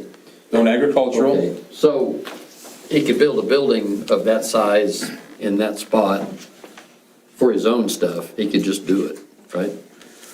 Correct. So if it's an agricultural building, Yeah. whether it's storing hay or combine, tractor, agricultural land uses are exempt from zoning, and so he could build that anywhere on the property he wants. Only thing that we would request is that it be at least 50 foot off the road right away. He could put an agricultural building technically right on the property line if he wanted to, because agricultural buildings and uses are exempt from zoning. All I really require is a no-fee zoning permit and then an agricultural exemption certification signifying what you're using that building for. If it's a residential building, there's no limit on size. He can build as big a building as he wants. In our residential zoning districts, we do have size limitations, but in the agricultural, we don't. And so he could build a 90 by 120, he could build a 100 by 200 out there with just a zoning permit. If it's a residential use type of building, then you gotta be 50 feet off the road right away and 30 feet off of the other property lines. But other than that, no special hearing or anything like that. Okay, thanks. Will there be services into that building, water, sewer, whatever? If so, have we made arrangements for, I assume the a mobile home that sits there now has lateral lines and sewer facilities, and probably and obviously has a water well too. Will those remain and continue to be? A permit was issued several years ago for the mobile home. They do have a well out there, but evidently they did not follow through with the wastewater, so. I'm sorry? They did not follow through with installing a wastewater system. I don't believe the mobile home was probably ever lived in. And so with his proposal, no wastewater system is being proposed, no well, it's just strictly the storage of the buildings, and so. It does have an office though, which. The office is not gonna have a bathroom facility, like you said, it's just storage of materials, paper and keys is what he's indicated in his site plan, so there's no need for a wastewater system permit or a well. Should one though become necessary, there's 54 acres, so there should be plenty of room to have one installed with a permit. I would assume that there's some type of waste management system with regard to the mobile home. Was it ever lived in? Was it never? It was never used. It's just parked there. Pulled in and that was it. I think it's, yeah. You'd be looking at a whole new installation and for a well and New a installation, yes. wastewater system. But this is not needed by him at this time, he said, so. Any other questions for staff? Thank you, Mark. Thank you. If there's anyone in the audience who would like to make a comment on this case, you may have 5 minutes to comment. Please come forward to the podium one at a time and state your name and address for the record before commenting. Audience members are only permitted to address the Planning Commission from the podium. Audience members are permitted only one time at the podium. In interest of time, if you agree with the comments previously made by audience members, please don't repeat the comments. Simply state you agree with the previous comments and then present new information to the Planning Commission. Statements and questions should only be directed to the Planning Commission, not the applicant or staff. Planning Commission may choose not to answer questions or engage with the public. Questions regarding the application can be asked to the Planning Commission and answered by the applicant during the rebuttal phase of this public hearing.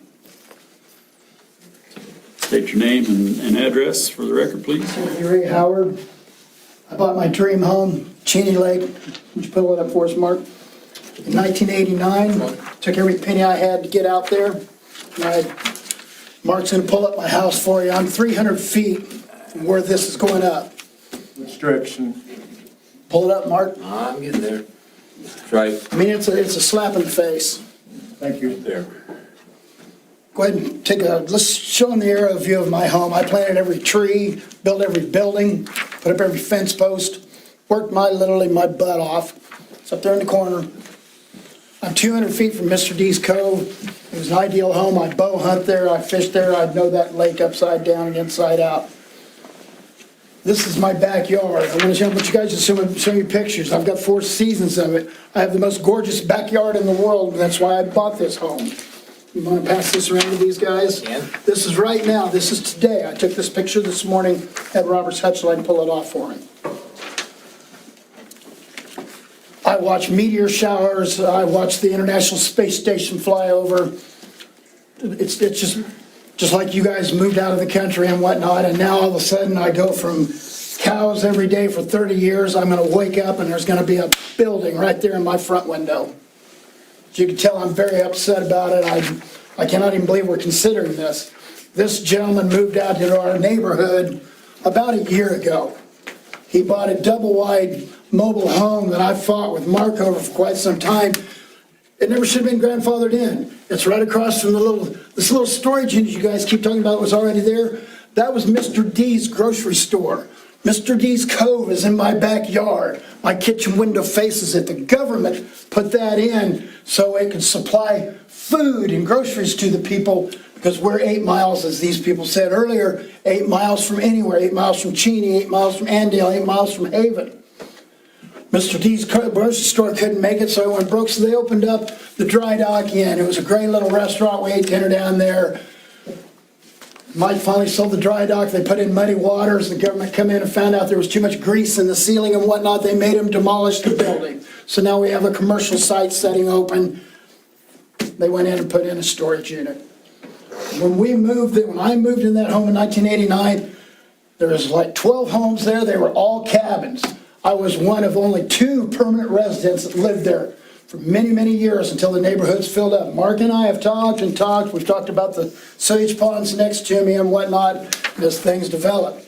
As things developed, we found out Mark had no control over anything. He has no power.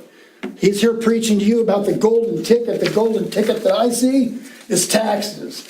The little place up in front of us, you're going to divide into 8 properties at $200,000 apiece. That's money for the county. Same thing's going to happen here. I didn't buy that house knowing that we're going to pull cows out and turn it into a mobile hub, And these are my pictures.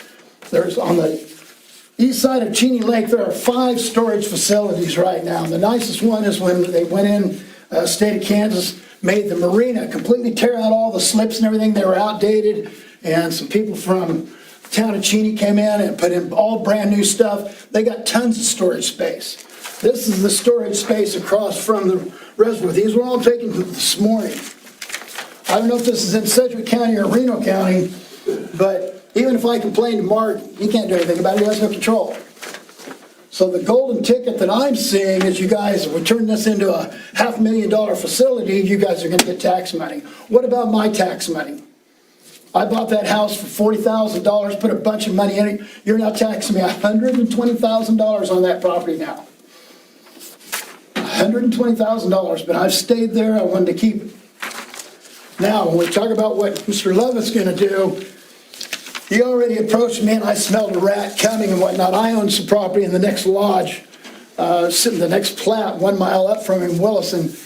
He wasn't paying attention. I don't think he bought that from me. He offered me $4,000 for it. I sold him because I had talked to Mark about it. What can we do with this property? Well, you can't do crap because you're going to have to go in and put in a sewer system, blah, blah, blah. And he sure as hell isn't going to put that thing up there at the next housing addition 1 mile to the north of me because those neighbors will go nuts, and they have covenants. He's walking outside our covenants going into a cow pasture, wanting to turn it into commercial. If he wants to build a home there, I have no problem with it. He wants to put up a horse and pony show, I have no problem with it. But what he did is he came into our neighborhood a year ago, and it is now Lubbock Corner, home of Cheney Lake Party Cove. He put 5 slips in front of his little double-wide trailer. 5 slips. So when you go by there, we have a lake that has, if Mark wants to pull this up on this aerial view, we're 100 yards from the East Side State Park. The East Side State Park is like the West Side State Park. It's designed for camping and camping trailers, and that's where you want to be. But he went in and put 5 slips in his front yard for campers and whatnot. And you can drive by and see it. It says, home of Cheney Lake Party Cove. I don't know what the hell I'm going to get across the street. And I sure don't need a parade of motorhome. 300 feet from my house. It's just an entire, something I didn't see coming at all. I cannot imagine getting up and walking out and having this building just sitting there and watching motorhome. They're going to go through my neighborhood. They're going to use my drive because they're going to have to turn around and back up, and it's going to bring traffic in the neighborhood. And the other thing is, it's the property value. As you all know what storage units are. That's stuff that people can't keep in their yards in the city. The city of Wichita and the city of Hutch does not want RVs and boats sitting in your driveway, so you're going to bring them out to my place? And eventually they're going to be shit sitting outside. I see it coming the other place. It's just full of stuff. I'd love to have you guys, drive by and just actually look at this location. It just breaks my heart. I am just crushed. As you can see, I didn't work all my life to get this house and get to retirement age. I moved there when I was 26 years old. I'm 65. And I didn't see that I'm gonna walk out my front door and there's gonna be and the lights better not shine on my place. You know, I turned my lights off when the meteor shower peaks. If anybody wanted to know, they're Warrenhead's peak this Friday night. I'll be watching them. I'll be out there at 2 in the morning watching them. That's just what I love to do. And if I've got big floodlights across the street from me, that's going to create a problem. Of course, that's not a big deal. It's just me wanting to watch the stars. But that's why I moved to the lake in 1989.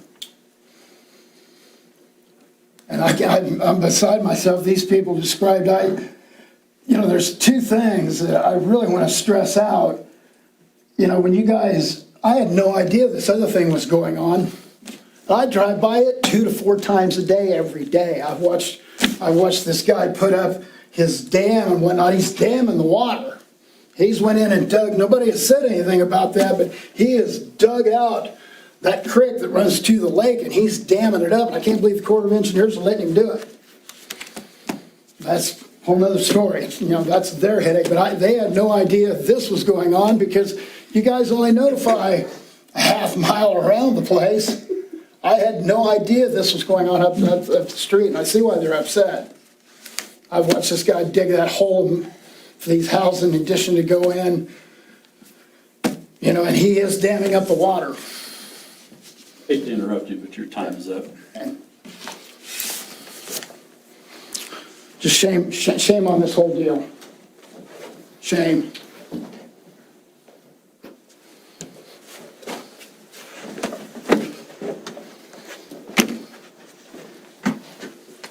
Keith Ingweiler, 8710 East Silver Lake Road. As Mr. Howard stated, I had no idea of this proposed area being turned into storage units as well. I did watch as viable businesses were shut down at the area that the storage units that are being referenced across the street are. And frankly, it gets uglier by the day. It's now surrounded by well pipe that's turned into fencing. It appears to me, because this is in a direct line north, 2 miles north of my place, we're starting to allow too much too close to the lake in the way of businesses and turning what was intended, I do believe, to be a wildlife area. It's a wildlife reserve, not all of it in particular, but I just hope we're not looking at opening up all of the free area around the lake to be done with as anybody sees fit. That's all I have to say. Thank you.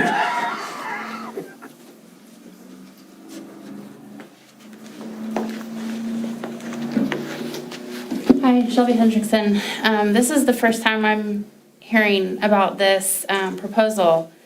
And I think I share the same sentiment as Mr. Howard, that I too feel very upset by the fact that if you own any amount of property in this rural area, essentially you can kind of just do whatever you want as long as you go through the motions and the paperwork to get it. And it doesn't really seem like anybody really values the opinions of the public and the residents who have worked so hard to maintain their rural properties. Oh, but you met the guidelines, you met the regulations, and this is tax dollars for the county. It's kind of frustrating that all of this hard work, all of these people who've taken time out of their day to leave work early to be here on a Thursday at 4:30 in the afternoon to comment on this, it just seems like what we have to say just doesn't freaking matter, and it's just so frustrating.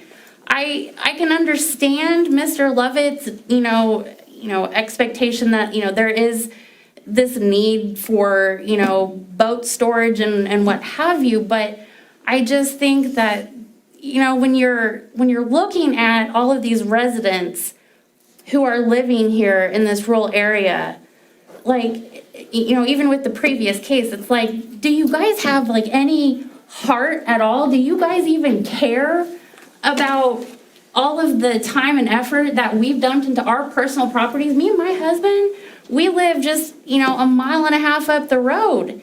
And we bought that property for next to nothing. It had no insulation and it was just a dump. And now we have an insulated house. We have solar on our house.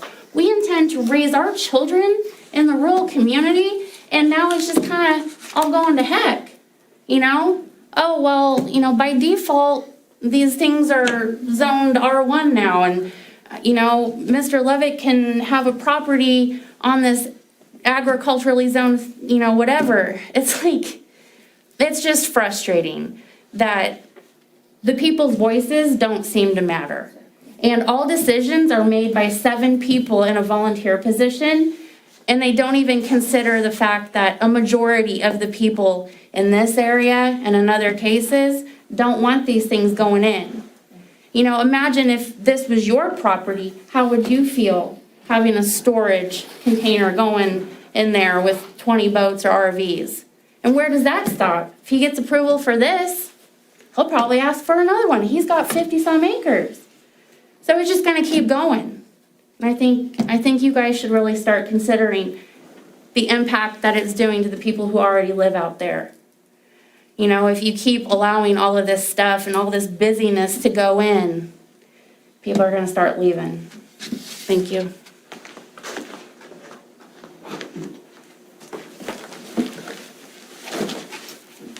Mr. Chairman, I make a comment, the applicant on the... State your name and address. Sorry, we know who you are, but we got to do it for the record for this I'm case. sorry, I forget. You're okay. It's required here. Sorry. Jerry Metcalf, 9215 East Silver Lake Road, almost exactly 2 miles north of this property. I just have a safety concern based on the proposal of the applicant where Mark, I believe I understood, and I didn't realize that the county on commercial property like this encouraging growing a windbreak or a view blocker of the facilities. And it was laid out on the drawn slide up that trees, multiple trees or bushes on the inside of the curve there. Yeah. The bushes, trees, whatever. I come around this curve right here multiple times a week sometimes. And I also come from out of the park and go north to the stop sign there at the north end of the curve on Willison. And it's kind of hard to crane your neck and you got to look back to see if anybody's coming around this curve. Okay, that isn't so much concern as if I were coming from the north off Willison, making the curve to go east in my Mustang or a Corvette that are low-profile vehicles, and somebody's coming out of the gate trying to get on the parallel road with a 50, 60-foot vehicle, and there's a row of trees right there. As indicated, how far can you see around that curve if you're driving that long vehicle coming out of that gate, which is sluggish to accelerate?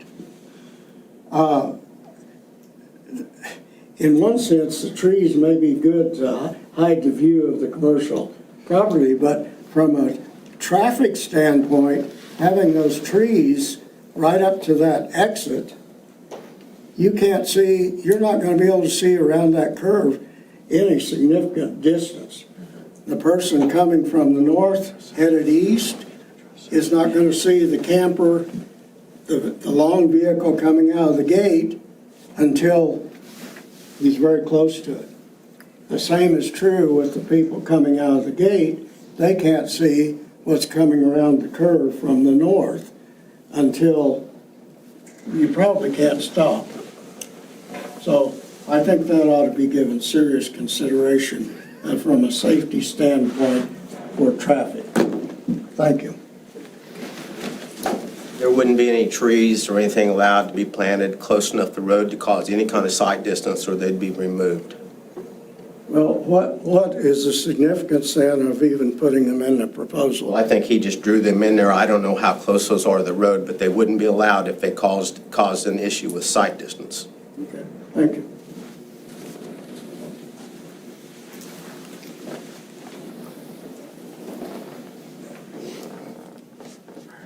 Paul Hendrickson, 22705 South Willison Road. I'm just curious at what point the public's opinion matters in any of these meetings. You notify within 1,000 feet, but it doesn't seem to matter or be a point at which the percentage of feedback has much sway with the board. I don't know if anybody cares to respond or can respond to explain any of that to me, but. I'll respond to that. I think the public matters a lot. I think it's difficult for some of these people to make these decisions.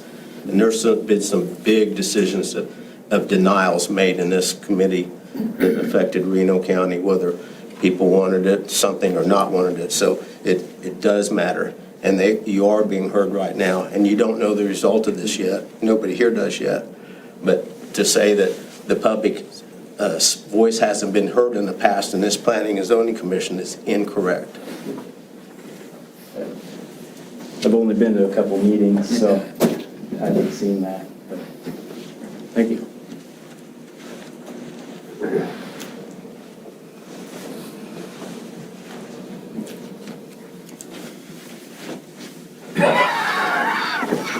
Sorry. Angela Valentine, 9317 East Silver Lake Road, Haven, Kansas. Please, no disrespect, but I don't feel heard at all when I come up and say that the huge majority of landowners around the proposed Renwick subdivision don't want it. I don't feel heard at all. So I just wanted to say that.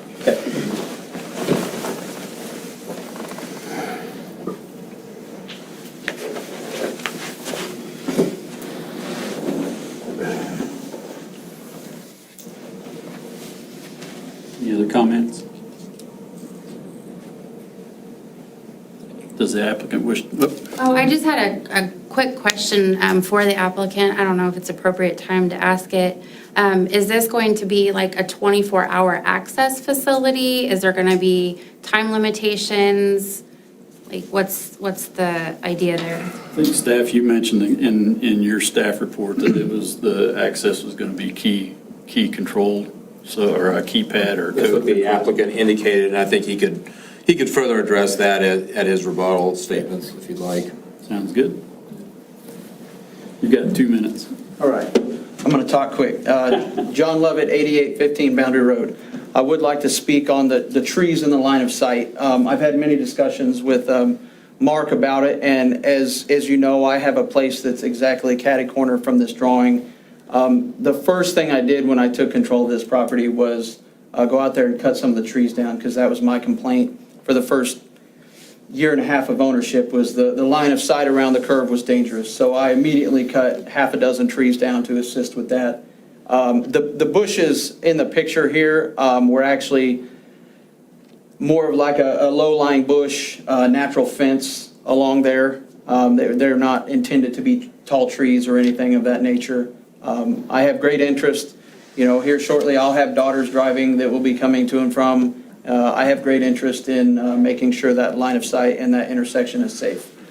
The second thing is, as Mr. Howard mentioned, my place right there, I do operate Cheney Lake Party Cove. It is a Facebook page with a partner of mine. We donate hundreds of hours yearly to the lake cleanup, OK Kids Day, things of that nature. You know, my heart is in the lake as well as Tim's, and I donate time. I have lots of support. We have one of the largest followings around the lake. There's many people in the neighborhood that are looking for more storage. A couple of those letters were added in the packet that was mailed out. And the keypad that was mentioned, yes, it will be, once you would rent a space and you have a code, you are free to come and go as you would want. Being right on that intersection anyway, I see a lot of people come and go from the other storage. It seems to be between, dark and 30 minutes after, and everyone's putting their boat away, and then in the mornings they're getting them out. So I have yet in 2 years to see anyone, go in overnight hours and cause any problems. Quick question. Have you considered the feasibility of possibly relocating the storage facility down over on Boundary Road with the entrance there? It was considered, that gate and entranceway, both gate and entranceways, like I said, I had some discussions with Don and Mark, and they were both deemed that those were far enough away from the curve that either one would be safe to pull in or out of. That one seems like the most direct access off the road, and after, much consideration, that was the location that I chose ultimately.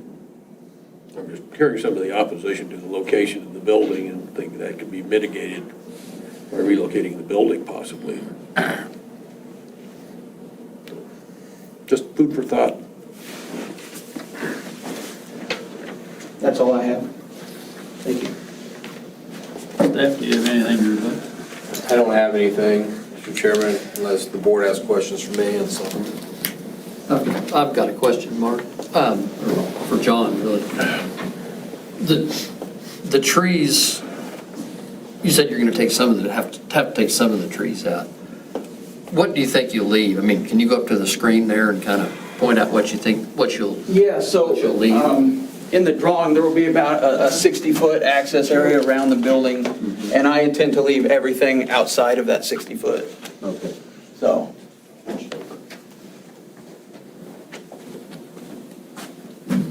Question, what is going to be the color or indoor the material on the outside of the building? The outside, charcoal. It will be wood or steel? Oh, no, it would be a steel metal building. Oh, steel building. Yeah. Pretty much taking on the same configuration of what you've shown in here? Yes, sir.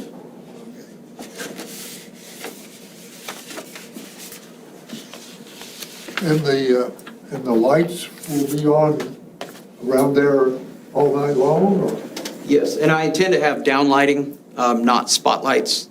Spotlights cast the light out. There is 4 spotlights on the east side of Cheney Lake Storage there that cast a lot of light that way, and I'm thankful they're not on the south side because they'd be aimed right at me. So I have, like I said, I also live and exist in this area, so I have great interest in making it user-friendly for everybody. So downlighting would be what would go on, and it would cast the light down, still allow you to walk and drive around, but not affect. The lights would be on all the time, Yes. or would they be motion detection? They'd be on all the time, dusk to dawn.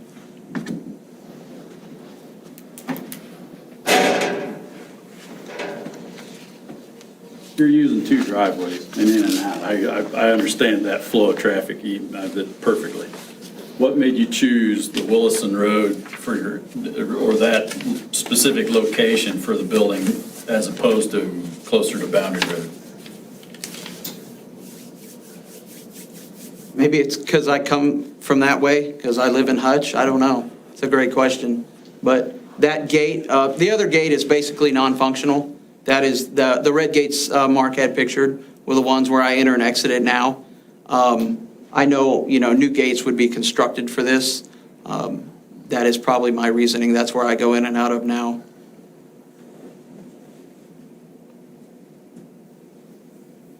What's the present usage of the, or it's agricultural, is it cow pasture, or is it? Yes, sir. Is there cattle on there? No, not since February. Not since February. I see driveways or trails that go back? Are there ponds back there? I've got a light glare right on top of it. There's some ponds back there. Are they dried up or are they? Yeah, so this aerial is about 4 years old. There would have been cows on it when this was taken. The previous owner had cows on it, I believe, for 20, 30 years. Okay, that use is going to be negated now. That there will no longer be any Correct. cattle. No one's going to want to drive on those trails anymore, except maybe the property owner or you. I assume you have a long-term lease of some sort, or Correct. yeah. I don't even know where I was going with that, but I just, the land is gonna stand vacant other than around your building. Right. Maybe Mr. Howard can get a deer over there.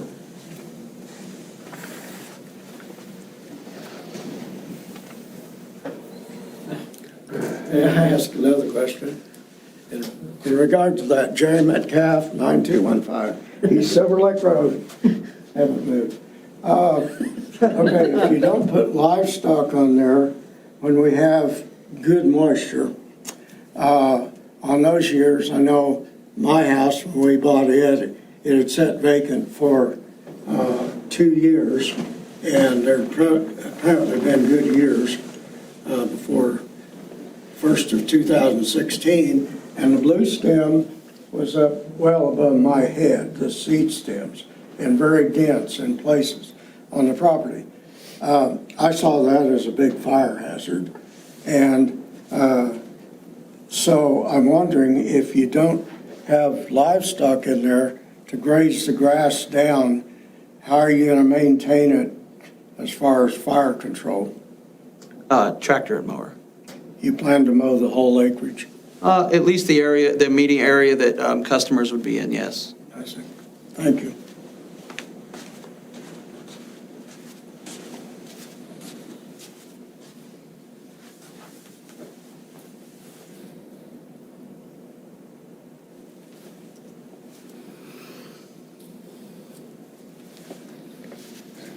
Did you have any problem with locating the building more down towards the southeast?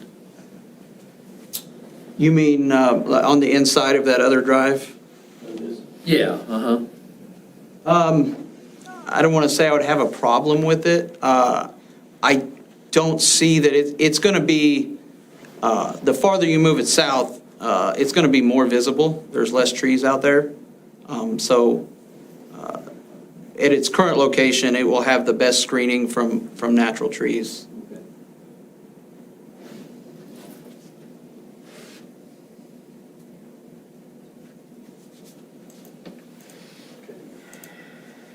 Any other questions for applicant and staff?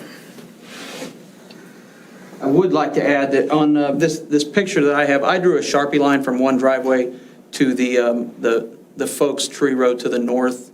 And both of these buildings are set back out of that line of sight. So as soon as you're within 100 foot of where you would start to curve, you can see clear across. These buildings would not interfere with that.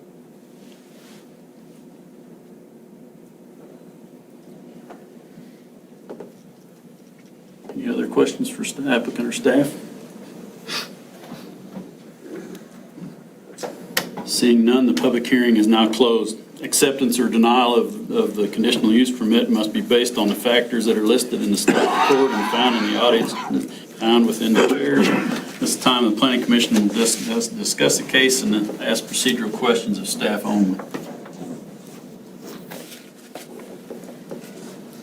Mark, was there anything that came up in your dealing with the applicant that you cleared up after you had discussions with him, or is there something that didn't get cleared up? We had a lot of discussion on the layout of the land prior to submittal of the application, regarding screening. We discussed location of the building for the concerns that you've heard here, tonight. We've discussed lighting, of the facility, access. We've discussed how far the driveways were from the curve, because the curve is obviously a concern and everything. But ultimately, this is Mr. Lovett's application, and he can choose to propose what he wants to. But, I think we came to, an understanding of where the building could be located and stuff. We suggested some things he probably accepted, some, he did not, but yeah. But in general, you came to a happy medium on all of those things that you would have been concerned about as you first heard about the application. Yeah, ultimately, this is his application, and citizens can propose what they want through our conditional use permit, process, and any type of non-ag, non-residential land use requires this review and this, type of procedure, but yeah.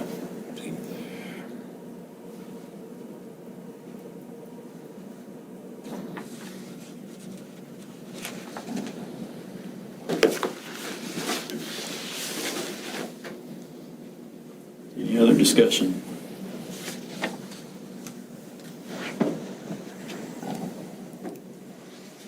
Seeing none, staff, Chair will entertain a motion. I got ahead of myself. Mr. Chairman, I move that case number 2022-07, the request by Wayne applicant John Levitt, requesting a conditional use permit for the Reno County zoning regulation to establish an indoor storage facility and related office on land zone AG, agricultural district, be approved based on the 10 factors and 8 conditions listed in the staff report and as heard at this public hearing. I further move to grant a waiver of the paving and loading space requirements as requested by the owner.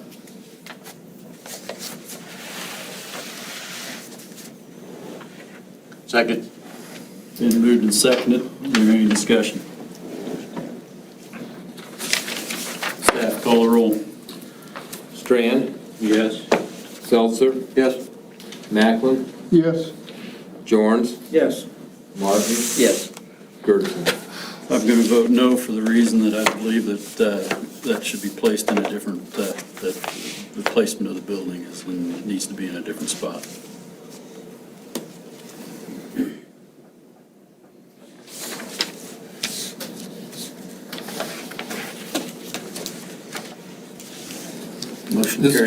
This case will be heard sometime in November, where the county commissioners will review and have the ultimate decision on whether this is approved. And I'll notify the applicant of that, and certainly audience members can call me or check the website for the county commissioner's agenda.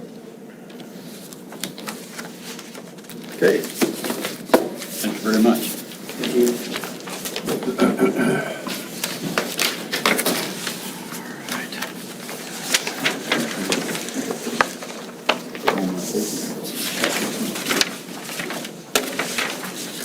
All right. We're going to move on to our next case. In lieu of time, I'm not going to read through our Planning Commission requirements. However, I will admonish that we will adhere to the 5-minute comment period from the public and 10-minute comment period from the applicant. We will now open the case. Excuse me. Let me stop here. I'll now formally open the public hearing regarding case number 20-22-08. A request by Merle and Gail Croker for conditional use permit to establish a music and special event venue on land zoned R1, rural residential district. The property is located on the west side of Old K61 Highway North, approximately 1/2 mile south of the intersection of Old K61 Highway North and East 69th Avenue at 6311 Old K61 Highway North. Have any of the Planning Commission members had any outside contacts regarding this case? Nope. No. Do any Planning Commission members have any conflict of interest in this case? Nope. No. Mr. Chairman, I feel I may have a conflict of interest, so I'm going to Okay, discussion. thank you very much. Mark that for the record.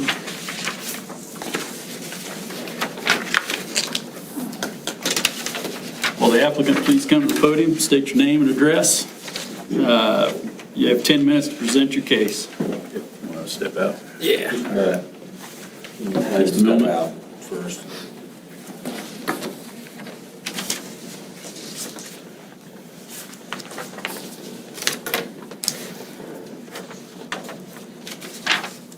There you go. My name is Merle Croker. I live at 6607 North Old K61 Highway, just north of the property.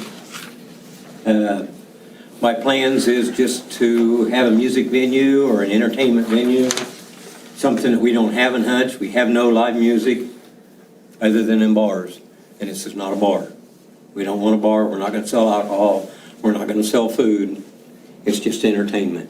It will be open for if somebody wanted to have a wedding, class reunions, graduation parties, pretty much that kind of stuff. Maybe do some car shows, just anything that they would do in an event center. We'd try to have everything done and everybody pretty well gone, and have the music done by 11 o'clock so that it wouldn't interfere with any of the neighbors. And guess I don't know what else to say besides that. That's just my intentions. All right.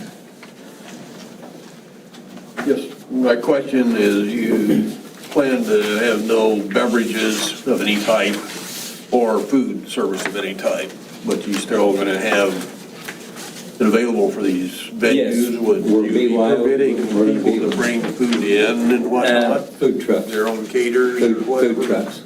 Food trucks, or they cater their own food, and it's just be a BYOB establishment.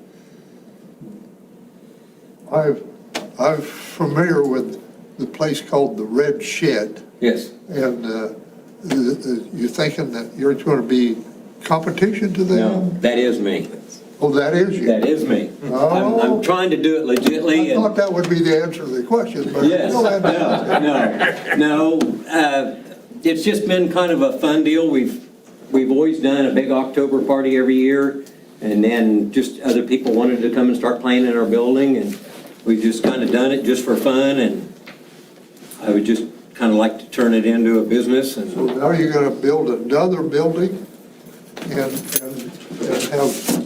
an appropriate parking yes, lot for it? yes. Because the Red Shed is, I've been up there, not to an event, but I've been there, and parking is very awkward. Yes. It wasn't intended for that, but it just kind of was a fun thing that got out of control. So your intent is that once this is established, if it is established, is to abandon the Red Shed? Yes, and that will go back to my personal garage again, like it was intended for to start out with.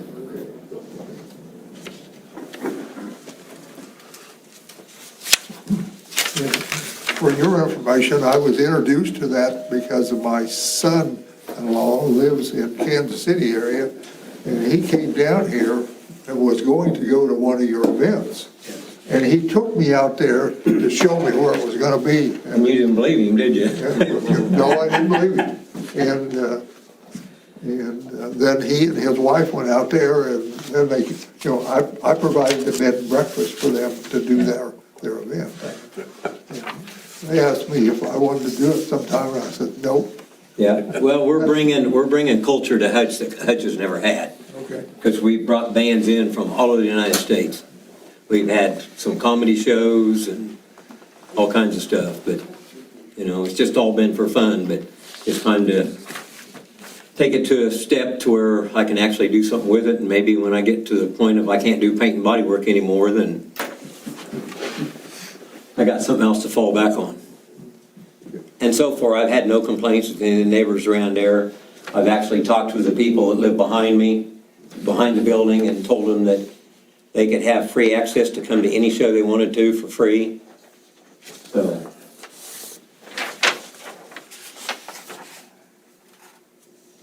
Does the board have any other questions for the applicant?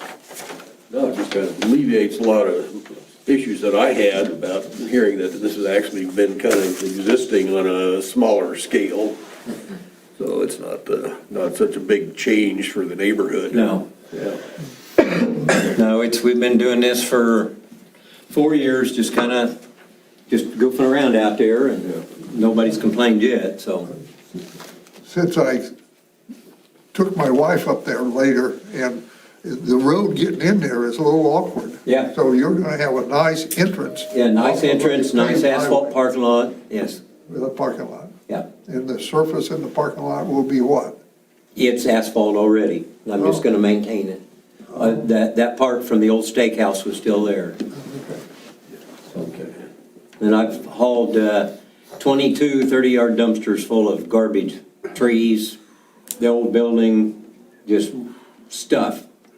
It was an eyesore, and everybody drove by it since 1996, and it looked terrible. So, Okay. Any other questions for the applicant? Seeing none, thank you. Staff? sorry I didn't have any kind of a cheering section or anything, but I guess that's good. That's good. All the opposition is left, so. Yeah. So, property is located on Old 61 Highway to help kind of orient you north of 56th Avenue.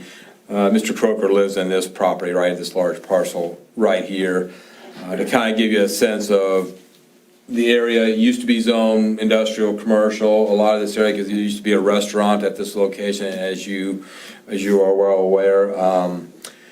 The small parcel number 11, there is no residence there, even though it is zoned residential. There's a horse that's stabled out there. There is a residence behind him, as you heard him talk about. This is another storage unit facility, so this was an industrial land use. This used to be a commercial office building at one time, and in the past few years, it was converted to a residence, so it is now a single-family residence. And then across the street here is a large parcel that's zoned agricultural. There is actually 3 homes on that property. And so the only real commercial industrial in the area, other than what his proposal would be over here on this, which is the industrial. But at one time, prior to 2016, this whole area was zoned commercial and industrial. Actually, even where my house was at was zoned heavy industrial, that 33 acres. Was at one time until I got it rezoned to build a house on it. There you go, okay. I did not know that at the time, yep.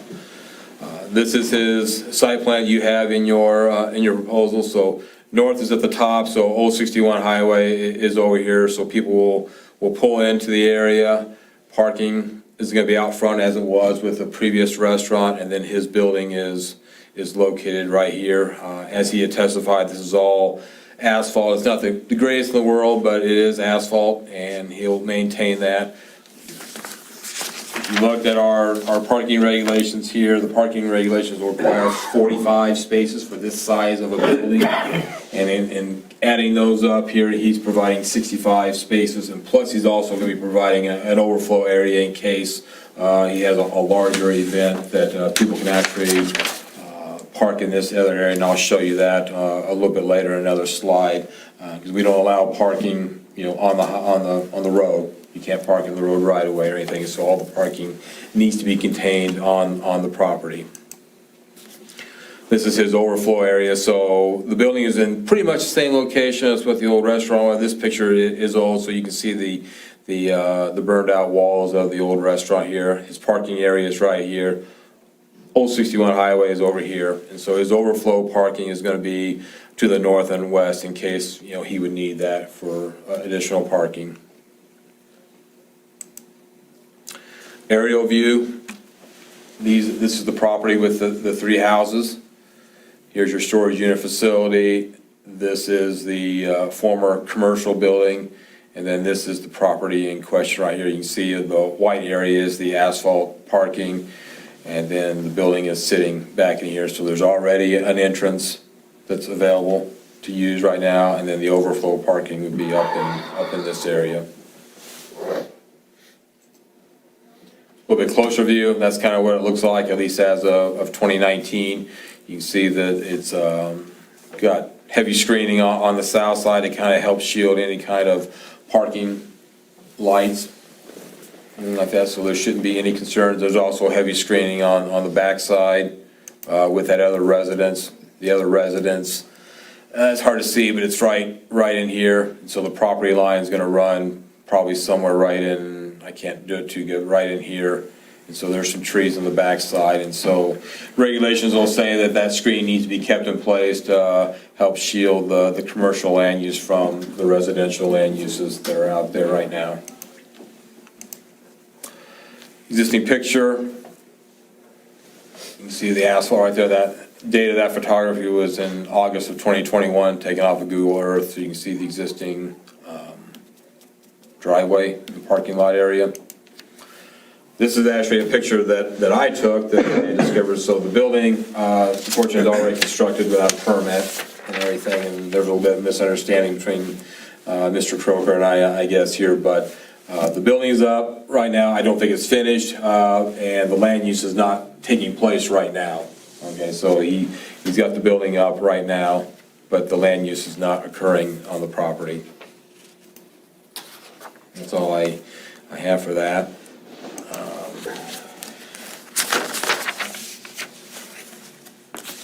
Looking through the rest of my report, I don't think I have anything additional really to add. Like I said, the screening's got to be in place. It is a paid parking lot, so it'll need to be striped with the 9 feet by 19 feet parking stalls, and you'll see in my conditions of approval, we talk about that a little bit here. Fencing, there's a little bit of a concern with the fencing. I think Mr. Croker was going to add a fence along the lean-to area to kind of help contain people within that area so they're not out wandering around the property and possibly trespassing on other adjacent properties. Again, I've discussed all the factors in there. I won't read them to you or anything like that. I think everybody in the room has received a copy of the report, but I would be happy to discuss them if you had any questions on what I have written here. Staff did recommend approval based on the 10 factors, and then I have 8 conditions of approval. Approve of the site plan dated August 26th of 2022. The second one is to, the application is approved as per the operation, the plan of operation dated the same as the site plan.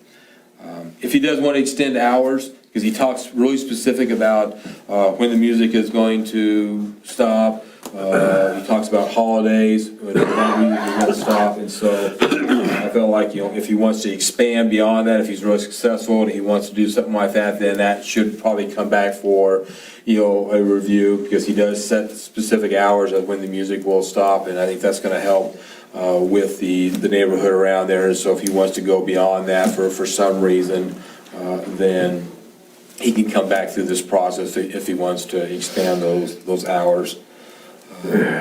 We'd like to have a little bit of a revised site plan for the overflow parking. As it was drawn up there, it looked like it was going to be kind of right on the border of the adjacent property owner to the west, and I set like a 30-foot buffer between that property line and his parking lot. So we'd like to have that parking area shifted a little bit to the east to kind of keep it off of his property line if we could. Talks about lighting. Any lighting of the parking lot or buildings to be shielded and directed onto the property. Again, I don't want any lights on the west side of the building because that's right in that guy's front yard. So I don't want to have any lights be shining on the west side of that building that would happen to be shining onto his property like that. All customer cars shall be parked in the marked stalls identified on the approved site plan or the overflow parking area. And I set a date of April 1st of 2023 to have that parking area striped. Maintain the fence at all times to help prevent trespassing onto adjacent properties. And then our other 2 standard conditions of approval where he's got to meet all applicable federal, state, and local regulations. And so if he wants to have food or liquor, then he's got to go through that process. You heard him say that he's not planning on doing that, and I've had verbal conversations where he's not interested in that, but if something does change, then he needs to make sure that he gets those proper licenses. And then, of course, we reserve the right to rescind the conditional use if we find any kind of violation of our conditions of approval. We did send letters to surrounding property owners, and as you can see from the comment sheet, I did not get any kind of public comment back in writing, or I can tell you from verbal either. Nobody had contacted me regarding this, so with that, I'd stand for questions. One question, I mean, you have a venue like this with a bunch of people in it, what are the plans for restroom facilities? He's got restroom facilities that are gonna be in the building. Okay, so it does have running water and sewer? Yes. Okay, all right. It will actually have women's restrooms, a handicap restroom, men's restroom, and then a separate restroom for the bands. We're playing. And I know the red shed, the air conditioning is Mother Nature. Yes, and that's the way this one's gonna be. Same way? This one's gonna be the same way. Yeah. It'll just be a big porta-coolers. It's kind of like going camping with that.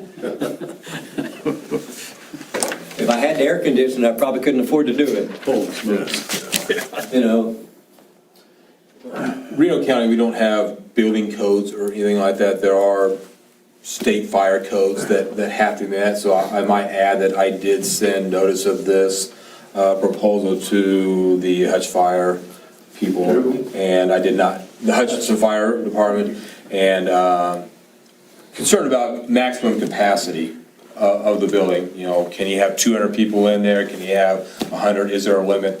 I did not receive a response back from the fire department on that. So I did not have a condition of approval on there stating that he can have only a maximum of 100 people. I get one more question, probably directed to the applicant. I know the red shed, you just opened the doors and many of the people were sitting outdoors. you're right. And will this same thing happen, or will they all be indoors? Well, they can be indoors if they want, but there is a patio area to the north with two big overhead doors. So if they want to sit outside, they can. And that area will be fenced off for the smokers to go outside and smoke, because nobody's allowed to smoke in the building. Thank you. And I do have one more comment that I want to make, that since we've been doing this, and we've actually been doing an annual party for like 30 years, and you can talk with Steve Lutz and some of them on the sheriff's department, and they've never had one complaint and not been out once. Most of our crowd is about 50 plus, is the age group. So we're not attracting a young crowd. So the music the music that we put on, those kind of people aren't going to show up. Too old to run, too tired to fight. Yep, that's right. Yep. So anyway, I thought I'd throw that out there, so. Will that red building continue to be used, or is it going to be demolished, or what? That is the The building. one pictured was the building. That was the building. Okay, but I'm under the impression we're building a new building. Are we not building a new building? It's already up. It's already built. There was a misunderstanding. Building. There was a misunderstanding at one point, so. I had a market on this one. Yeah. How, it's unclear to me how close there are residences to are we across the street? Are we within a block or two, or? There's one that's to the west of Enough it. music and enough noise, you're going to upset the neighbors. That's my question. And no more noise than we've been making for the last 4 years. But like I said, I've already talked with the people behind it, and I know them, and he stopped over and told me he had no complaints. You know, it was no big deal. And I believe at the red shed, there are other residences very close to that, Yeah, Right. yeah, along the road. Yeah. The little path getting in there. yeah, the path. I have a question about the sewer system. And this says you're going to use the existing one until it fails. And that thing's been sitting there for a long time, and I don't want to get into that, but it does seem likely that the sewer system will have to be upgraded at some point. And the notes say the parcel is very well developed, which makes it challenging to find a replacement lateral field. It's a little over about 3.5 acres in size. So is the parcel size large enough to accommodate a new waste system? Yeah. If needed? Yes. It's large enough. Yeah. I know it's the 3 acre requirement, but for more of a commercial application, I don't know. Well, I mean, that'll be, so it's one of these things where he's allowed to use the existing system as long as it's functioning and not surfacing. And so, it's something that he should probably, make sure that it is functioning properly. But yeah, if it does fail, then he's going to have to put in a new system here. And like Darcy's note said, it could be challenging, but for the fact that you got a lot of asphalt out there, you got a large building, and there's a lot of trees out there right now. But I think even though it is challenging, bottom line is they will be able to get a system in somehow, for that, if that one We'll have does to tear up the fail. parking lot. Yeah, shouldn't have to tear up the parking lot. It'll be challenging, but bottom line is, that they'll be able to get one in there. I think her notes just said, because of all those factors, it could be a challenge to find an area, because there's a lot of trees, a lot of bushes out there that may have to be cleared and cut down, and an area set aside for that, but, yeah. Okay. So are you gonna paint it red and call it the Red Shed? Well, actually, I've had a name in the back of my brain for like 30 years, and it's Ugly Jack's. So it's going to be Ugly Jack's Red Shed. And I bought that property from Mary Emmel, so when she was out there after I tore the building down, and we were talking about it, and she asked me what I was going to name it. And I'd forgot that her husband that's died's name was Jack. So I thought it was kind of strange that I've had this name in the back of my head for 30 years, and then I buy a piece of property that used to belong to a guy named Jack, and that's what I want to call it. So Was he ugly? I never met him. I never met him, but Any other questions for applicant or staff? Merle, since you're the only one in the audience, I'm going to take it that there isn't any public comment from anyone else, so we've had a pretty good conversation. Is there anything else you want to add? no, unless you got more questions for me. Okay, I think we're good. Staff, do you have any more comments? I have no further comment. Okay, seeing none, Chair will entertain a motion. I would move case number 2022-08, request by Merle and Gail Croker, requesting a conditional use permit from Reno County zoning regulations to establish a music and special event venue on the parcel land zoned to R1 Rural Residential District be approved based on the 10 factors and 8 conditions listed in the staff report and as heard at this public hearing. I further move to grant the requested waiver from the paving requirement for the overflow parking area. Second. Been moved and seconded. Any further discussion? Is the motion to approve? Yes. Thank you. Staff, call the roll. Strand? Yes. Seltzer? Yes. Macklin? Yes. Jorns? Yes. Martin? Oh, he's not here, excuse me, and Gertson. Yes. Motion carries. Have fun. Okay. Now what do we do from here? From this point, it's got to go to the county commissioners for their review and consideration, so I will put together another report and get this on the next available agenda, and so I'll call you when that happens. Usually they don't accept public testimony and everything, and so but you can certainly be there if you want to, but it'll probably be put on the consent agenda, and so it should just be, it's just a matter of waiting. Okay. And then, once that's approved, then we can start discussing permits for the building. Okay. Yep, so I'll be in touch with you, I'll give you a call. All righty. Well, thank you, gentlemen. Have a good evening. Thank you, Merle. See you later.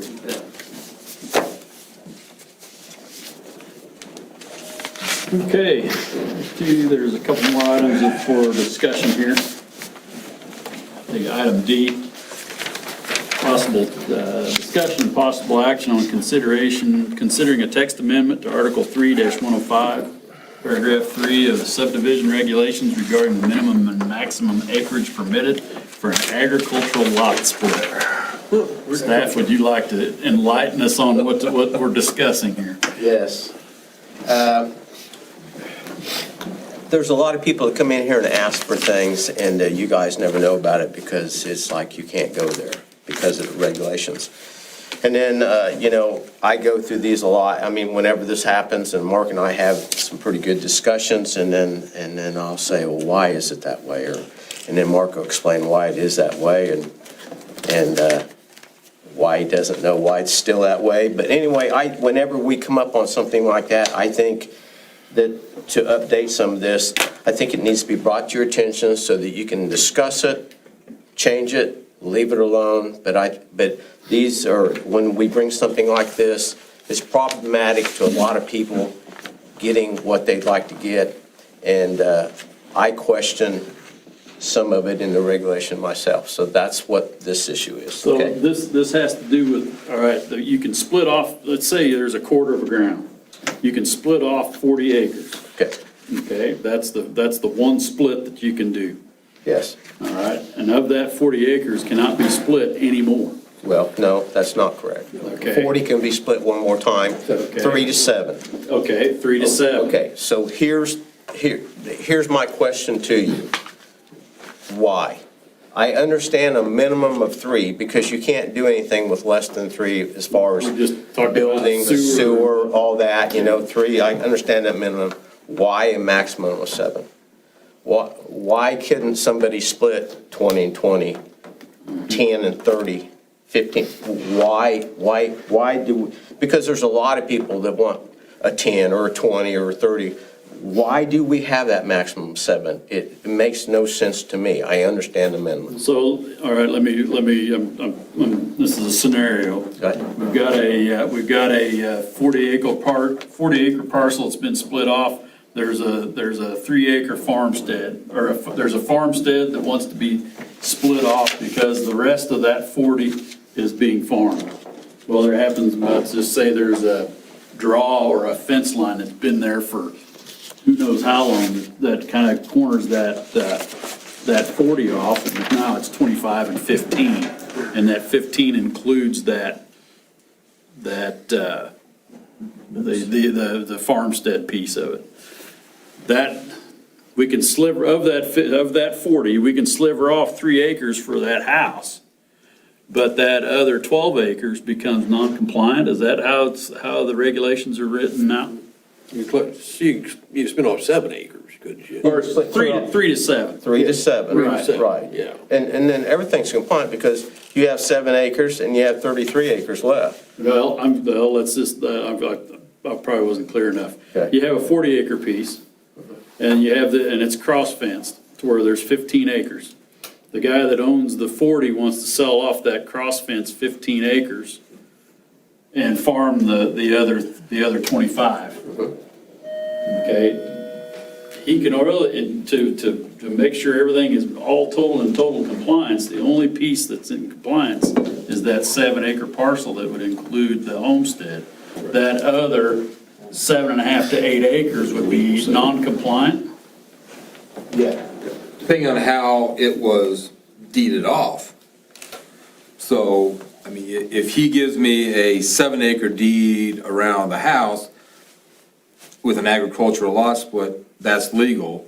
If there's another deed for the other remaining 10 or 12 acres or whatever, then that's illegal. Okay. That's, number one, that's a third split that requires platting, and that 12 acres is above what we allow with 3 to 7. So what's the onus on that landowner? Let's just say that remainder, whatever that is, whether it's 7 acres or 10 acres or whatever that portion is, it's in our mind, it's non-compliant. Right. What's the onus of that landowner if they do split it off twice like you indicated? I mean, if it's non-compliant and if he sells it and they want to try to get secured mortgage on it, they probably couldn't. Okay. There you go. So it's an illegal land division. First thing is I don't issue permits on illegal land divisions. I got you. Well, but buildings couldn't be built on it. Buildings can't be built on it. I wasn't thinking of the mortgage piece of it. If it remains pasture land, farm ground, grassland, whatever, and you're not doing anything with, then I guess no harm, no foul. You can just do what you got a banker that's footing the bill. It doesn't really matter in our minds, unless there's another permit that sometime comes in 50 years from now. We're all pushing up daisies. But down the road, that's liable to happen if whoever has it now is buying the 7 acres and illegal 13, suddenly 10 years from now, he wants to sell it. Yeah. Then he's. You want to sell it? So this is, this And how is is he reading, gonna get a title this is transfer? reading your question. Is that where you're coming Well, from? we all know what the issue is. So So, splitting that off, I mean, I guess there'd be some discussion on what that right number would be. Well, my point is why isn't the right number, it cannot be less than 3 acres as long as there's 165 foot of road frontage, and any other split that makes sure you at least have that is okay. but you can only split it once. But you can only split 40 once. You better, 40 once. You better make it good. Any way you choose to. You're talking about the 40 acres? Yes, because if you have an 80, now you can split it to 240s and split to 240s again. So let's just get it down to a 40 and that kind of answers So it. that would allow you to do a one-time ag lot split of a minimum of 3 acres, And a maximum of whatever. maximum of 39 and 9/10 acre or whatever. It'd be a maximum of 37. 37 and 3. That'd be the max. Yeah. Anything works in between as long as you have, both of them have 165 foot of road frontage. Makes sense to me. So, okay, how much, all right, I'm doing my needs assessment now. How many times do you get an inquiry that we need to rewrite a text, that we need to go to a text amendment on? Quite a bit. A lot. So if we had a text amendment, that'd take a load off your mind. It'd make a lot of people be able to do what they want to do with their 40 acres. Okay. You know, so some people, you know, they want more than 3, or they want more than 7. Why can't I have 10? Why can't I have 15? And my question is why not? Yep. See, when I asked Mark about this, when I bought my place 6 years ago, I had to do a lot split, and I had to do 10 acres. But Mark said, well, you couldn't do that now. You'd have to be able to do 7 acres. Right.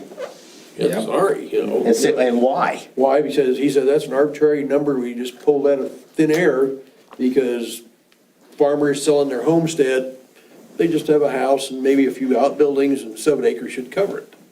And that was his answer to me, but we have good discussions. Oh, yeah. I can't answer. I mean, So we need to, I guess, for us to take any action, we'd need a sample text amendment, correct? You know what? A sample text amendment. Yes. Sample text. And do we need to give direction on what that needs to read, and then you wordsmith it, or how does that work? Yeah, I think if the board has interest in seeing something with it, I think you could give us some direction on that, you know, with a motion to bring forth a proposed text amendment. You could accept, reject, or we can just leave it alone as it is right now. All right, just point of. Do away with that. With the maximum, exactly. I mean, Yeah, but you'd still want that minimum frontage in there, so you did not get. yeah, we're not changing anything on necessarily on that end, unless the board wants to. You know, it's getting rid of the maximum. You know, Ken, I don't know, you and I have been around a long time with this, and so. I don't know where that came from, But the thing- I'm certain that there was a rational reason at some point. Well, we know Dave, had to say It had to something. do with something what was left over after you did something else, but I don't know why we have to keep it now. I think you need that minimum in there, because you're gonna have somebody that's gonna split out 10 acres on the backside. No, it's gotta have 165 Well, that's foot. what I mean. We gotta have that written in there, so we don't have a 40-foot right-of-way for a quarter of a mile back into their 10 acres that they split off. You have to have the proper road frontage, and the minimum dictates the maximum. Then we're in good shape then. You're still gonna have the minimum lot width, the lot depth. So that's written in no matter what. Okay. Yeah, that's still in. So you're not gonna have flag lots. The only thing that we're gonna do is get rid of potentially the 7 acre. Purchaser and that seller could agree, I'll sell you these 7 acres for your house, and I'll sell you another 3 acres over here, as long as it's platted out and surveyed and titled, and they can sell another 3 acres that borders the 7 and get 10 acres, but they just gotta jump through 2 hoops. Yep. The question is, why they didn't. That was part of what bugged me. A year or more ago, we had a real estate lady here in town, and it was, Andy Oswald's sister. John Oswald dogs. Oh, yeah. And we had an L-shaped parcel and two, and she wanted to combine them because together they made 40 acres. But I have this vision of our 40 acre requirement being a nice rectangular shape, but she got 40 acres by It was a pie shape. doing an L shape or a pie shape or something other. So that's the same thing. It created a parcel that she could work with, and then she could split that, So whereas she couldn't have before. do you need a motion to move forward? Sure, if you'd like to make some formal action, you can, or if there's consensus from the board, we can look at, this isn't something that's gonna happen next month or whatever, I mean, and I wanna point out to the board that, I still have the solar regs that you guys direct us to do in our mind to do that. It's just, well, we had 3 cases here and everything, and so that's still on our agenda to get done. But this is a pretty easy deal. I If would- it solves it the could be. problems, let's just do it. I would say yes. I would say do that.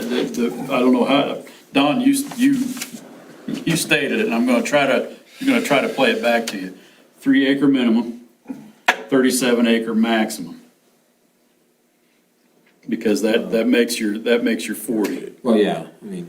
You don't That's have, what it'd you be wouldn't like. have to You have don't have to do a maximum, just build. Because that- You the could- minimum Okay, you dictates could, all right, let me phrase it this way. For the ag lot split, each 40 acres could be split once with a minimum of 3 acres with 165 foot of road with frontage. 165 foot of road frontage. 3 to 1 lot. 3 to width 1 lot width. I mean, you could have, Yeah. Yep, I think that would solve a lot of. What's the rationale for the 37 acre maximum? It didn't need to be. I put that was. That was what I was thinking at the same time. Didn't need that. it could be 25 and 15, it could As be 10 long, and as 30. long as the 3 acre minimum is in there and the road frontage is in there, And the road frontage is right. Yep. then there's some other little bits and Yeah. pieces that we can put in there. Do it. I think we'd get her done. It sounds like there's consensus. Do we need to take a Well, vote? before we do, I had a question. Why do we have the 165-foot front? That helps to avoid flag lots. Okay, and what's bad about flag lots? Well, flag lots become an issue because usually when you have a flag lot, you're gonna have 10 or 20 acres behind your flag, and then you're gonna want to sell off the back portion of that. And under our current regulations, you're not gonna be able to sell that back portion off for another house because you don't have any road frontage. We had that Okay. down along the south end of the county not long ago. We had that discussion, Yep. right.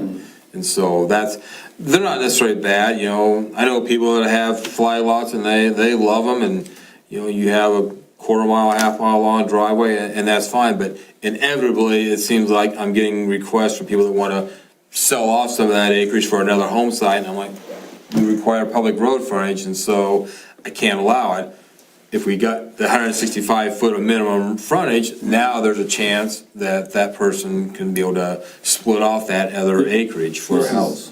Our neighbor, Mazer, that's why he came in and had his case, because he bought some more ground from Dr. Yackler, Yep. so he could get his frontage distance okay, so he could build a house in the back. So we could build a house. But now, I know there's some fire safety considerations there too. now, Flag lot. Yeah, some access and that kind of thing, yep. now by changing this to where you can have split more off than 7 acres, you can have 165 foot of frontage and buy many acres and go back there in the back and build a house. Yep. You can buy 20 as long as you have that. Yeah, And get back there off the road if you choose to.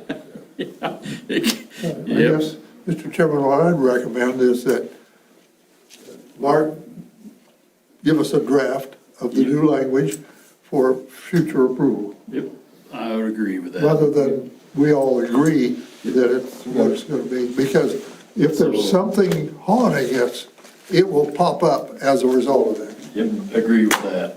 So, do you have what you need to move forward on that? Yeah, we have, I gotta get these other cases on the agenda first, that's kind of the priority, but, so it may not happen this year, unfortunately, but yeah. we will. So it is what it is. Okay. Item E, are we done with item D? Item E, one more, Don, it sounds like you're chomping at the bit for this one.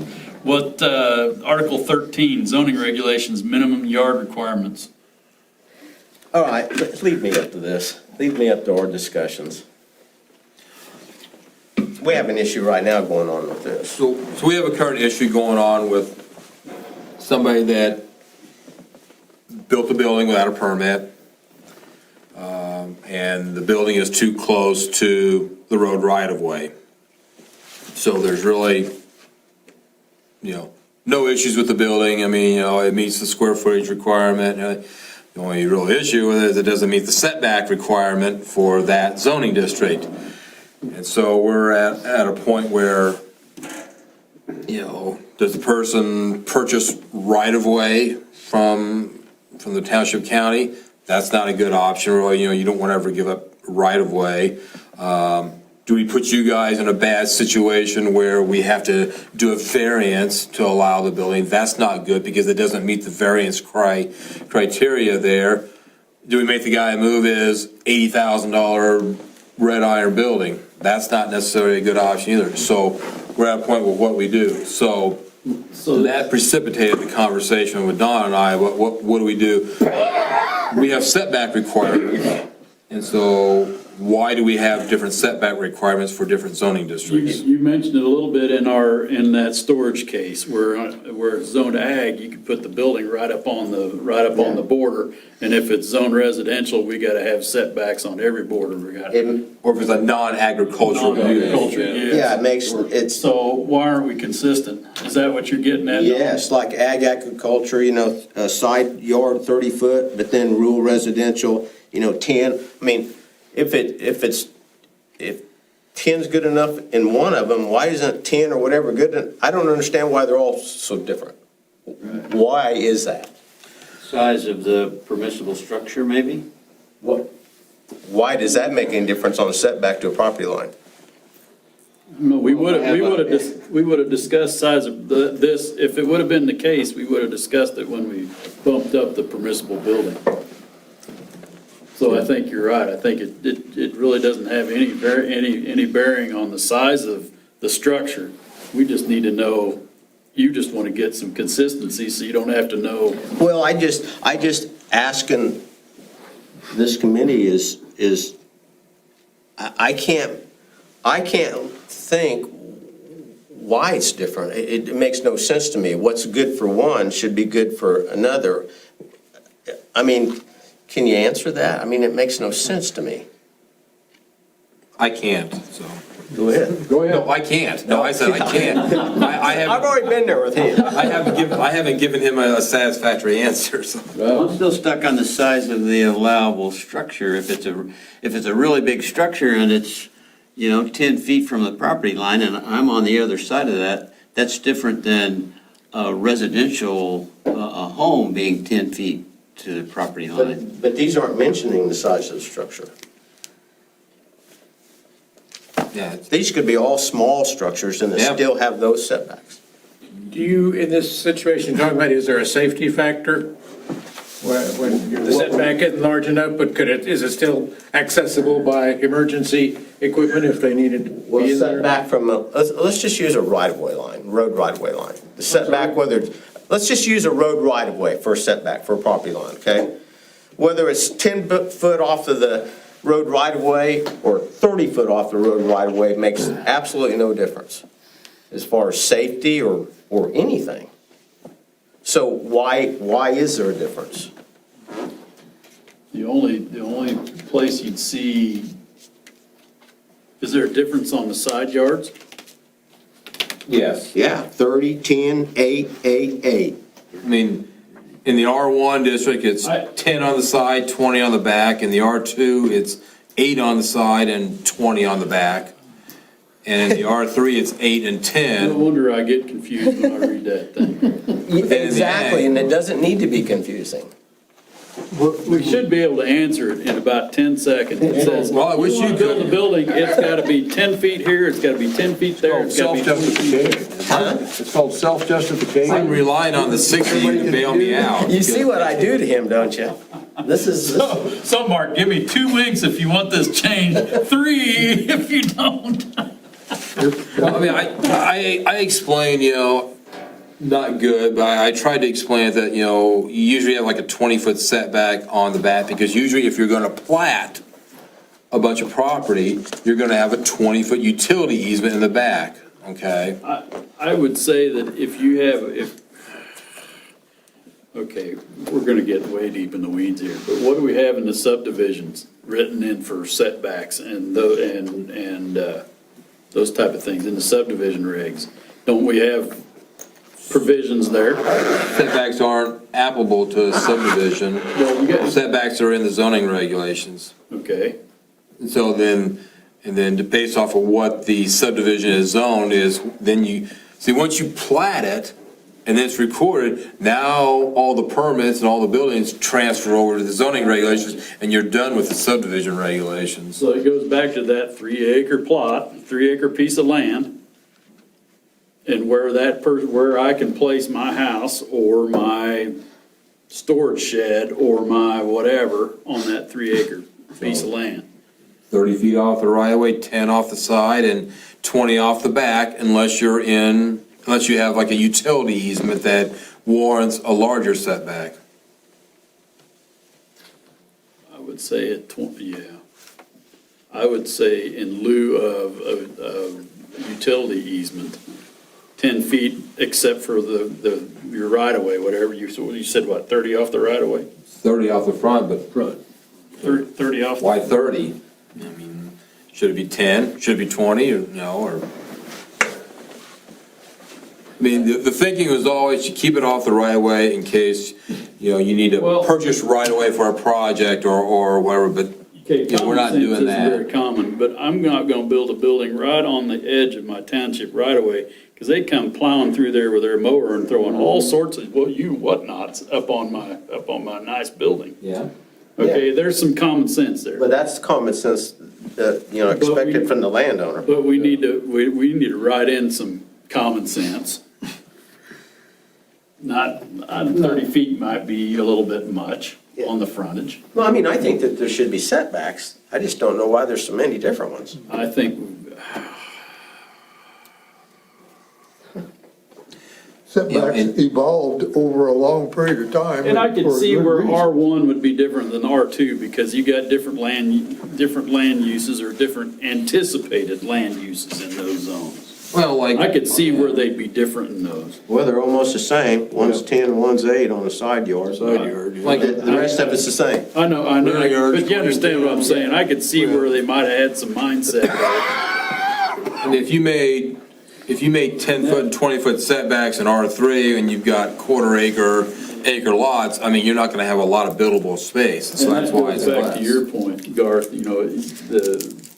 R1 and R2 is gonna have stricter guidelines and gonna have maybe tighter setbacks than what you would for an ag lot. Yeah, I tend to think there may be some reasoning, just design and, Yeah, I'm not sure I'd want to plunge headlong into this and start making changes.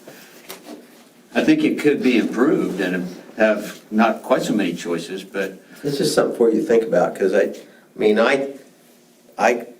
don't know, I can't come up with, even agriculture, other than talking about the size of the building, why does it go from 8 or 10 to 30? and why should John Q. Public have to go through the pain that we're going through right now? Because we at least are kind of immersed in it and kind of understand it. Yep. They're coming in your door going, what in the world what kind of buzzsaw did I just walk in? And see, every time we have something like this come up, I come at Mark at the angle of not one of us. Yeah. And it's like, what and why? Yeah, I mean, just out of curiosity, like in this instance where the building was put up without a permit, I mean, is that because the contractor, I thought it was this setback instead of whatever you're telling me? Or the contractor just put the building where the guy wanted the building and didn't even think about it. He just put it where he wanted it, that's an aggravating thing, but, once they got the concrete poured and the rebar sticking up and started building on it, I mean, me, I'd just say, cut off 10 foot of it, move it over, but that's me, you can't do that, but that's the problem, but here's a case where when this guy built this building, if it wasn't for the width and ratio thing, if it would just been different width other than what it was and a different, then the building had been fine. So why have that so restricted to where it's that way? I mean, how far is he off the road right away? But yet he's not. Like 26, I think. Yeah, and he needs to be 22. 30. Yeah. Really? 4 feet. I mean, see, you're not gonna make a person tear down a building for that. So he's 20-some and he's supposed to be 30. Why does he even need to be 30? That's the deal. Yeah.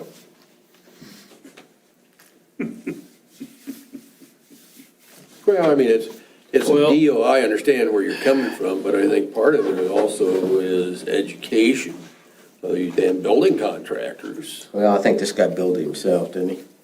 Nah, I doubt it. I wouldn't think so. He might finish. Yeah, but you have to realize. Yeah. Yeah.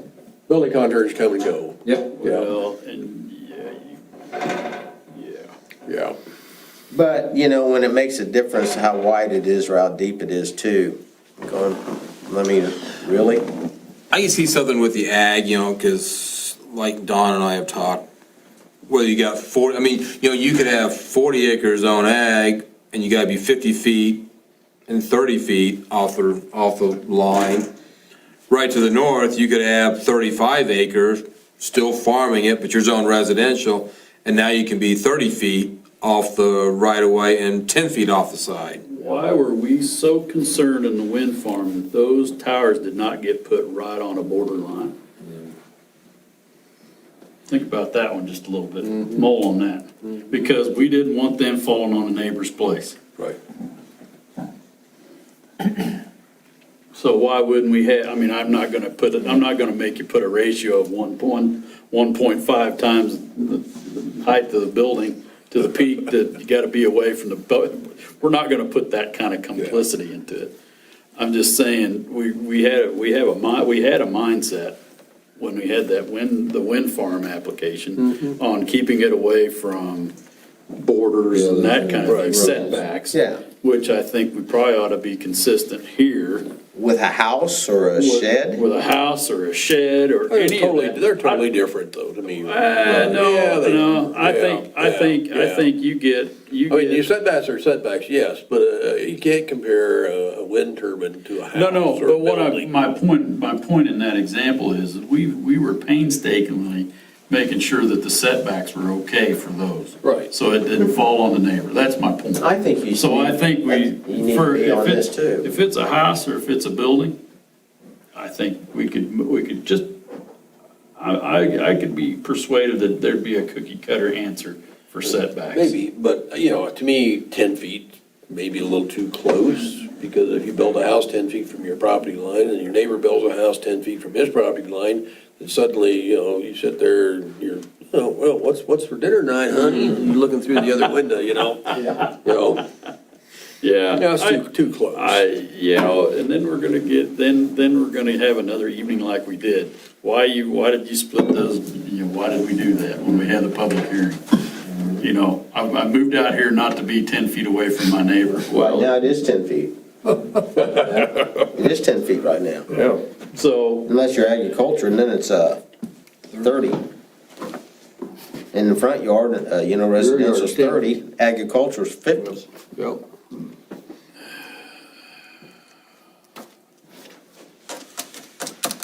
So, something for you guys to all just kind of thrash around. Mark, get something for next year's project? Yeah, I think so. put it on that list. Oh, no, you guys need to think about that quicker than that, because that'll solve this issue out here. Yeah. Well, okay. No, Mark he can't get to this other one till next year. My God, you think we're gonna get, this is more complicated. There's no way it's gonna happen this year, Don. If we can make December, I will try, but yeah. You're sitting here nice and quiet. I don't, you know, Earl, you got it now. 30 and 10? My wife was on everything. With your Where city are you? planning Yeah. experience. Well, the city, it can Yeah, be you got a 5. short leash, Is the meeting adjourned yet? And in some areas, it was 3. We can move this to next week's conversation. Yeah. Let's Something to put, think about. let's put it on the agenda for next month, and let's all look at page 13-1 in our county regulations, and scribble something on a pad, and then we'll discuss it at the end of the meeting. We should have more time next month. Yep. So I challenge you to look at it and see what maybe the right number is. We're going to all the same. Yep. What is that number? I don't need challenges. I don't have challenges in life. There you go. Oh, my gosh. All right. Any new business to be brought before this board? I move we adjourn. Been moved and seconded, all in favor, aye. Opposed, same